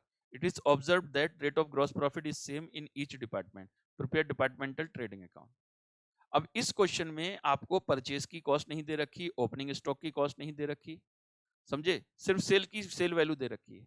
अच्छा, क्लोजिंग स्टॉक के यूनिट नहीं गिवन है, तो क्लोजिंग स्टॉक के यूनिट तो वर्किंग नोट बनाकर सबसे पहले निकालोगे। सबसे पहला काम होगा आपका वर्किंग नोट बनाकर क्लोजिंग स्टॉक के यूनिट निकालना। तो क्लोजिंग स्टॉक के यूनिट कैसे निकालोगे? Opening stock plus purchase minus cell. तो ओपनिंग स्टॉक 120 यूनिट, परचेज है 1000 यूनिट, तो टोटल होगा 1120। 1120 में 1020 बेच दिया तो 100 यूनिट बचे डिपार्टमेंट ए में। फिर 80 इंटू 2000, तो 2080 में से 1920 बेच दिए, 1920 बेच दिए। 160 यूनिट बचेंगे डिपार्टमेंट बी में यानी वाई में, और 152 यूनिट प्लस 2400 यूनिट, इसमें से 2496 यूनिट बेच दिए, तो 56 यूनिट बचे आपके डिपार्टमेंट जेड में। ये क्लोजिंग स्टॉक की यूनिट है। अब आपको अगर कॉस्ट पर यूनिट पता चल जाए तो ओपनिंग स्टॉक का भी आप निकाल सकते हो, क्लोजिंग स्टॉक का भी आप कॉस्ट निकाल सकते हो, और परचेज का भी कॉस्ट निकाल सकते हो। टोटल परचेज का कॉस्ट 1 लाख दे रखा है, ये तो हमको पता है, समझ गए। लेकिन इसमें डिपार्टमेंट एक्स का, वाई का, जेड का कितना कितना परचेज है ये नहीं पता। टोटल दे रखा है 1 लाख। तो आप कैसे निकालेंगे? तो उसके लिए हमें क्या करना पड़ता है? देखो, हम ये कहेंगे सब में जीपी रेशो सेम बताया है, सब में यानी हर डिपार्टमेंट का जीपी रेशो जो है वो सेम है। तो इसका मतलब जो जीपी रेशो डिपार्टमेंट एक्स कमाता है, जो वाई कमाता है, जो जेड कमाता है, वो सेम है। तो इस केस में हमको क्या करना होगा? सबसे पहले हम ये कहेंगे अगर हम ये 1000, ये 2000, ये 2400, ये जो इन सारे यूनिट की जो कॉस्ट है ना वो 1 लाख है। तो अगर मैं इन सारे यूनिट का सेल प्राइस निकाल लूं, और इन सारे यूनिट की कॉस्ट तो मेरे पास है ही, तो ये निकालकर मैं को जीपी रेशो निकाल सकता हूं। क्योंकि अगर किसी चीज का कॉस्ट प्राइस मेरे पास है और उसी चीज का सेल प्राइस भी मेरे पास है, तो मैं जीपी रेशो निकाल सकता हूं। तो मेरे पास 1000 यूनिट, 2000 यूनिट, 2400 यूनिट, इन तीनों के कंबाइन यूनिट का परचेस प्राइस तो मेरे पास है। तो इन तीनों के कंबाइन यूनिट का आप सेल प्राइस भी निकाल लो, क्योंकि sale price per unit department wise given है। तो आपका जीपी रेशो आ जाएगा। जब आपका जीपी रेशो आ जाएगा तो ये जो सेल प्राइस दे रखे हैं उसमें से वो जीपी रेशो घटा देना, तो डिपार्टमेंट वाइज आपका कॉस्ट प्राइस आ जाएगा। फिर जो कॉस्ट प्राइस आएगा डिपार्टमेंट वाइज, वो आप ओपनिंग स्टॉक को भी निकाल लोगे, परचेस की कॉस्ट भी निकाल लोगे डिपार्टमेंट वाइज, और क्लोजिंग स्टॉक की कॉस्ट भी निकाल लोगे। तो आइए जीपी रेशो हमको कैसे निकालना है जरा देखो। सबसे पहले जो यूनिट आपने परचेस किए थे, अगर मैं उनका सेल प्राइस निकालूं, तो देखो अगर मैं 1000 यूनिट बेच देता तो कितने में बिकता? 20 रुपए पर यूनिट के हिसाब से 20,000 का सेल होता। अगर मैं ये 2000 यूनिट बेच देता तो 22 रुपए 50 पैसे के हिसाब से 45,000 का सेल होता। अगर मैं ये 2400 यूनिट बेच देता तो 25 के हिसाब से कितना होता? 25 दूनी 50 और 25 चौका 100, 60,000 होता है। अब टोटल देख लो जरा, टोटल है ये 1,25,000। यानी मैं इन तीनों यूनिट को कितने में बेचता? 1,25 में, जबकि इन तीनों यूनिट की कॉस्ट कितनी है? 1 लाख। तो इसका मतलब मैं 1,25 में बेचकर 25,000 कमाता हूँ। तो जीपी रेशो क्या होगा? 25 डिवाइडेड बाई 125 इंटू 100, तो ये 20% का जीपी रेशो आ गया आपका। यानी 25,000 डिवाइडेड बाई 1,25,000 इंटू 100 करो तो 20% का जीपी रेशो आ गया बेटा आपका। अब 20% जीपी रेशो आपने निकाल लिया। उसके बाद अब कॉस्ट प्राइस पर यूनिट कैसे निकालोगे? इन तीनों डिपार्टमेंट की जो कॉस्ट दे रखी है, सेलिंग प्राइस दे रखी है 20, 22.5 और 25, इन सब में से क्योंकि जीपी रेशो सबका सेम है, तो 20% यहाँ से घटाओ, 20% यहाँ से घटाओ, 20% यहाँ से घटाओ, तो इसका कॉस्ट आ जाएगा 16 रुपए, इसका कॉस्ट आ जाएगा 18 रुपए, और 25 इसका कॉस्ट आ जाएगा 20 रुपए। अब सबका कॉस्ट प्राइस आ गया बेटा। अब सबका कॉस्ट प्राइस आ गया, अब सबकी वैल्यू भी आ जाएगी। अब ओपनिंग स्टॉक की वैल्यू भी आ जाएगी, क्लोजिंग स्टॉक की भी आ जाएगी, और आपका परचेज की भी डिपार्टमेंट वाइज कॉस्ट आ जाएगी। अभी तक परचेज का टोटल 1 लाख दे रखा था, लेकिन अब डिपार्टमेंट वाइज हमारा आ जाएगा निकल कर। तो देखो इन्होंने वर्किंग नोट बनाकर पहले क्लोजिंग स्टॉक निकाला है, फिर जीपी रेशो इन्होंने निकाल कर दिखाया है आपको, फिर उसके बाद अब देखो department wise trading account. Department wise trading account देखो इन्होंने ये बनाया हुआ है। अब डिपार्टमेंट वाइज ट्रेडिंग अकाउंट आप बनाकर देख लो, इन्होंने सबका वर्किंग नोट बनाकर दिया हुआ है। डिपार्टमेंट एक्स का 1000 इंटू 20, ये सब सेल प्राइस, ये 1,25, 1 लाख जीपी रेशो निकाल कर दे दिया इन्होंने। उसके बाद देखो अब वैल्यू, सेलिंग प्राइस इतना, उसमें से ये सब घटाकर ये कॉस्ट प्राइस आ गया सबका। अब कॉस्ट प्राइस जो मैंने निकाला आपको 16, 18, 20 वो सब आ गया। फिर यहाँ पर देखो डिपार्टमेंटल ट्रेडिंग अकाउंट। अब इनके पास जितने यूनिट थे उसको ये 16 से मल्टीप्लाई करेगा। ओपनिंग स्टॉक कितना था? ओपनिंग स्टॉक 120 था, तो 120 इंटू 16 1920। फिर इसके पास कितना था? 120 इंटू, नहीं 120 नहीं, कितना था? 80, 80 इंटू 16 1440। और उसके पास कितना था? 152, 152 इंटू, अच्छा इसको 80 इंटू 18, और ये 152 इंटू 20, तो 20 का कितना 3040। फिर परचेज का देख लो, परचेज के 1000 यूनिट थे तो 1000 इंटू 16 16000, फिर उसके थे 2000 तो 18 इंटू 2000 36000, और तीसरे वाले का आया है 20 रुपए पर यूनिट, तो उसके यूनिट परचेज थे 2400, तो कितना हो गया 4800, तो टोटल देखो 1 लाख आ गया। फिर यहाँ पर सेल तो तीनों का आपको पता ही है, क्लोजिंग स्टॉक भी सबका 16 रुपए से मल्टीप्लाई करो, 18 से करो जो यूनिट है, और आपके 20 से करो, ये क्लोजिंग स्टॉक आ गया, आपका जीपी रेशियो आ जाएगा, जीपी आ जाएगा सबका। ठीक है, ये क्वेश्चन हो गया, आसान क्वेश्चन है ये भी। अच्छा, ये एक क्वेश्चन और गिवन है, इसको भी देख लेते हैं। Question number 20, auto garage consist of 3 department, spare, service and repair, each department being managed by a departmental manager whose commission was respectively 5%, 10%, 10% of the respective departmental profit। मतलब एक डिपार्टमेंट दूसरे डिपार्टमेंट को गुड्स ट्रांसफर करता है 5%, 10% and 10% पर, नहीं, manage by departmental manager host commission. अच्छा, हर manager को कमीशन मिलता है, 5% स्पेयर में मिलता है, 10% सर्विस में मिलता है और 10% रिपेयर में मिलता है। In the absence of inadequacy of profit, a minimum commission 3000 is to be paid to the manager। मतलब 3000 कमीशन तो मिनिमम है, अगर आपका कमीशन 3000 से ज्यादा बनता है तो ज्यादा मिलेगा, और 3000 से कम बनता है तो कम से कम 3000 तो मिलेगा ही। यानी अगर डिपार्टमेंट को लॉस भी होता होगा तो 3000 तो कमीशन मिलेगा ही मिलेगा, ये मिनिमम है। इंटर डिपार्टमेंटल ट्रांसफर ऐसे होते हैं, spare to service 5% above cost price, यानी जो स्पेयर डिपार्टमेंट है अगर उसकी बात करूं तो ये सर्विस डिपार्टमेंट को जो गुड्स भेजता है ना, तो 5% कॉस्ट में ऐड करके भेजता है। ठीक है, कॉस्ट में 5% ऐड करके। स्पेयर डिपार्टमेंट अगर रिपेयर डिपार्टमेंट को गुड्स बेचता है, रिपेयर को, तो वो कॉस्ट में 10% ऐड करके बेचता है। अच्छा, रिपेयर डिपार्टमेंट अगर सर्विस को बेचता है, यानी ये वाला, तो ये भी 10% कॉस्ट में ऐड करके बेचता है। ठीक है, तीनों डिपार्टमेंट एक दूसरे को ट्रांसफर करते हैं। स्पेयर सर्विस को कॉस्ट में 5% ऐड करके, स्पेयर रिपेयर को भेजता है कैसे, कॉस्ट में 10%, और रिपेयर सर्विस को भेजता है कॉस्ट में 10% ऐड करके। In respect of the year ended 31 March 2022, the book has already been closed and position drawn. Subsequently, it was, यानी accounts already बन चुके हैं। It was discovered that closing stock of department had included interdepartmental transfer goods at loaded price. Loaded price मतलब sale price पर। तो जो एक दूसरे को इन्होंने गुड्स ट्रांसफर किए ना, उसमें से स्टॉक रिजर्व बिना हटाए आपने क्लोजिंग स्टॉक ले लिया, जबकि स्टॉक रिजर्व हटाकर लेते हैं हम, तो कहते हैं लोडेड प्राइस पर ही ले लिया in respect in place of cost price. तो लेना चाहिए था स्टॉक रिजर्व हटाकर, इन्होंने क्या करा, इन्होंने लोडेड प्राइस पर ही ले लिया, तो प्रॉफिट निकल कर नहीं आया होगा। फिर from the following information prepare a revise statement recomputing the departmental profit और लॉस। अब देखो ये स्टेटमेंट इन्होंने बनाकर दिया हुआ है, क्या है, कहते हैं स्पेयर डिपार्टमेंट का प्रॉफिट है 19000, लेकिन लॉस दे रखा है, इसका प्रॉफिट दे रखा है और इसका 36000 प्रॉफिट दे रखा है। इंटर डिपार्टमेंटल ट्रांसफर, इसमें तो कोई नहीं है, स्पेयर में तो क्लोजिंग स्टॉक ही नहीं है, इसका क्लोजिंग स्टॉक है 32500, लेकिन इसमें से स्पेयर से 10500 आया हुआ है और 22000 रिपेयर से आया हुआ है। ठीक है, तो स्पेयर से आया हुआ है 10500, तो स्पेयर ने इस 10500 पर प्रॉफिट कमाया होगा, और इस 22000 जो आया हुआ है रिपेयर से, तो रिपेयर ने भी इस पर प्रॉफिट कमाया होगा। फिर इसका 36000 है, इनके पास क्लोजिंग स्टॉक था 2100, जो सारा का सारा स्पेयर से आया हुआ है, तो इस पर स्पेयर ने प्रॉफिट कमाया होगा। अब आपको एक रिवाइज स्टेटमेंट बनाकर दिखाना है, तो रिवाइज स्टेटमेंट कैसे बनेगा, पहले तो देखो ये जो प्रॉफिट दे रखा है ये आफ्टर कमीशन होगा, आफ्टर कमीशन। अब लॉस के केस में कमीशन कितना दिया होगा, 3000 रुपए, कम से कम इतना कमीशन तो दिया होगा ना, 3000। सर्विस ने कमीशन कितना दिया होगा मैनेजर को, 25200 का इनका प्रॉफिट दिखा रहा है।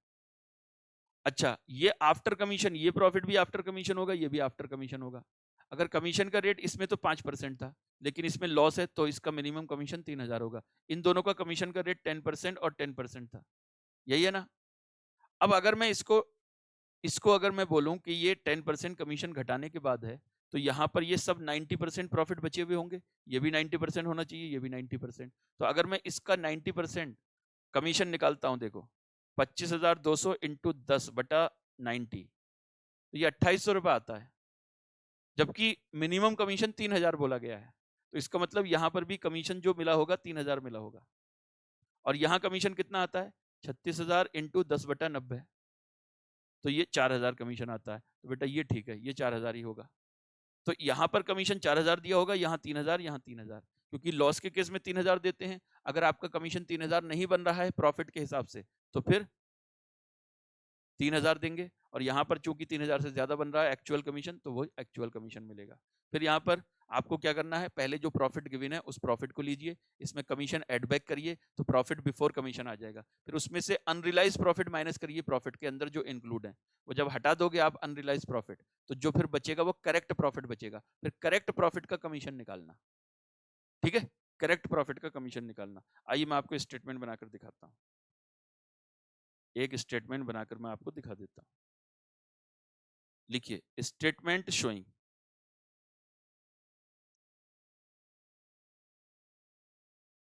Revised profit.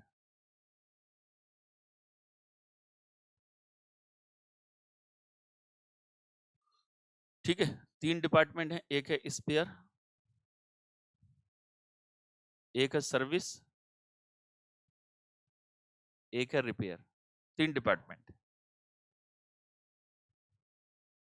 जो प्रॉफिट गिवन है वो देख लो, 19,000 लॉस, 25,200 प्रॉफिट और 36,000 प्रॉफिट, ये गिवन है। इसमें प्लस करेंगे कमीशन, इसमें 3,000 प्लस करो मिनिमम, इसमें भी 3,000 प्लस करो मिनिमम, क्योंकि 3,000 मिला होगा, और इसमें 36,000 इंटू 10/90, क्योंकि 90 के बराबर होगा, तो ये 4,000 ऐड कर दो, इसमें 4,000 मिला होगा। अब इनका लगा लो टोटल, ये होगा प्रॉफिट बिफोर कमीशन, ये होगा प्रॉफिट बिफोर कमीशन।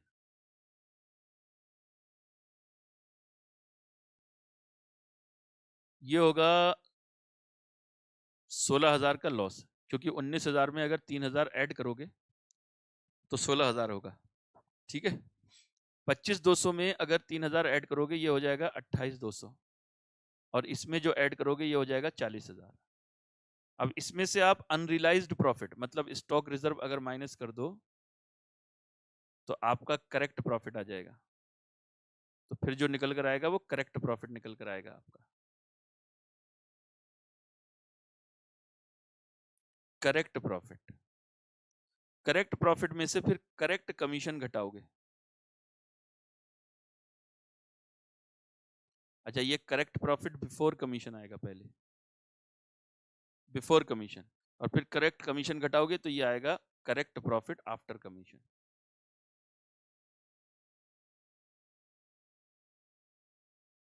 तो पहला काम आपको क्या करना है, पहले अनरियलाइज प्रॉफिट निकालना है, इसके लिए बनेगा वर्किंग नोट। तो वर्किंग नोट नंबर 1, आइए calculation of unrealised profit,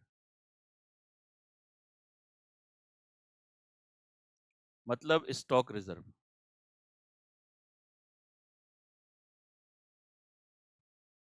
stock reserve निकल आएगा। अब कितना स्टॉक रिजर्व निकालना है देख लो, यहां पर सबसे पहले किस किस के स्टॉक में है एक बार नजर डाल लो।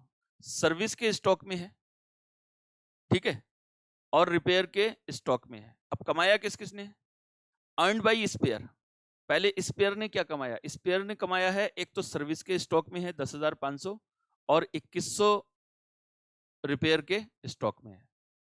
तो जिसने कमाया होता है उसके प्रॉफिट से माइनस करते हैं हम लोग। तो स्पेयर ने कमाया है 10,500 पर और 2,100 पर, और रिपेयर ने कमाया है 22,000 पर, क्योंकि इस सर्विस डिपार्टमेंट के क्लोजिंग स्टॉक में 22,000 गुड्स ऐसा है जो रिपेयर से आया हुआ है 22,000 का, तो उस पर रिपेयर ने कमाया होगा, ठीक है। तो स्पेयर ने कमाया होगा एक जो सर्विस के स्टॉक में है 10,500 उस पर, और जो रिपेयर के स्टॉक में है 2,100 उस पर, क्योंकि 10,500 स्पेयर से आया हुआ है और इसमें 2,100 स्पेयर से आया हुआ है। तो यहां पर लिखेंगे earned by spare in service stock, 10,500। अब जरा देख लो स्पेयर सर्विस को किस रेट से ट्रांसफर करता है, जो मैंने यहाँ पर डायग्राम बनाया था।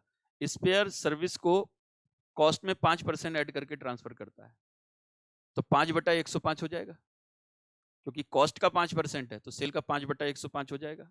और स्पेयर रिपेयर को कॉस्ट में 10% ऐड करके ट्रांसफर करता है, तो 10/110 हो जाएगा उसमें। ठीक है, तो यहां पर इन सर्विस स्टॉक 5/105 कितना होगा, देखो जरा, 10,500 इंटू 5/105, 500 रुपए। अच्छा, इन रिपेयर स्टॉक, रिपेयर के स्टॉक में 2100 है जो स्पेयर से गया हुआ था, उस पर इसने 10/110 के हिसाब से प्रॉफिट कमाया होगा। तो 2100 इंटू 10/110, ये हो गया 191 रुपए। तो टोटल अनरियलाइज्ड प्रॉफिट जो किसने कमाया है, स्पेयर ने, कितना, 691। अच्छा, दूसरा अर्नड बाई रिपेयर। ठीक है, रिपेयर इन सर्विस स्टॉक, सर्विस के स्टॉक में रिपेयर से भी आया हुआ है कितना, 22,000, और जिस पर रिपेयर ने 10% ऑन कॉस्ट कमाया होगा, तो 10/110 यानी 2,000।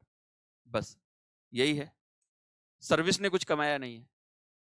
ठीक है, क्योंकि सर्विस ने जो गुड्स ट्रांसफर किया होगा वो किसको किया होगा, स्पेयर को और रिपेयर को। तो स्पेयर के पास तो स्टॉक ही नहीं है, और रिपेयर के पास जो स्टॉक है वो सिर्फ स्पेयर से आया हुआ है, सर्विस से आया हुआ है नहीं। तो इसका मतलब कोई भी अनरियलाइज प्रॉफिट ऐसा नहीं होगा स्टॉक के अंदर जो सर्विस ने कमाया हो। सिर्फ स्पेयर ने कमाया है 651 और रिपेयर ने कमाया है 2,000। तो अब ये माइनस कर दो, यहां से देखो अनरियलाइज प्रॉफिट, यहां से माइनस करोगे 691 और यहां से माइनस करोगे 2,000। ठीक है, ये इसने कमाया है। अब करेक्ट प्रॉफिट बिफोर कमीशन आएगा, तो ये होगा आपका 16,691, ये 28,200 ही होगा। अच्छा, ये तो लॉस ही होगा, और ये होगा आपका 38,000 प्रॉफिट। अब कमीशन, तो बेटा यहां तो कमीशन अभी भी 3,000 होगा, 3,000 ही होगा, क्योंकि लॉस के केस में यहां पर 10% अगर देखोगे 28,200 का 10%, 10% 28,200 हो रहा है, जबकि मिनिमम कमीशन 3,000 है, तो यहाँ पर भी 3,000 ही होगा, लेकिन यहाँ पर कमीशन अब हो जाएगा 3800। ठीक है, जो पहले कमीशन गलत आपने दे दिया था 4,000, वो नहीं, 3800 का कमीशन होगा। अब आ जाएगा प्रॉफिट आफ्टर कमीशन। अब देख लीजिए कितना कितना, ये करेक्ट प्रॉफिट आएगा आफ्टर कमीशन 16,600, 16 नहीं, 19,691।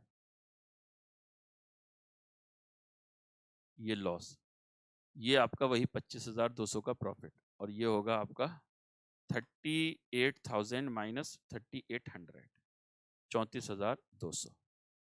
लो जी, ये आपका करेक्ट प्रॉफिट आ गया। ठीक है, आप इसका आंसर देखोगे तो आपको देखो दिख जाएगा, ये इन्होंने आंसर बनाकर भी दिया हुआ है, ये देखिए, समझ गए यहां तक। ठीक है, तो ये आपका डिपार्टमेंटल का टॉपिक भी हो गया फिनिश, डिपार्टमेंटल का टॉपिक फिनिश हो गया। ठीक है जी, थैंक यू वेरी मच।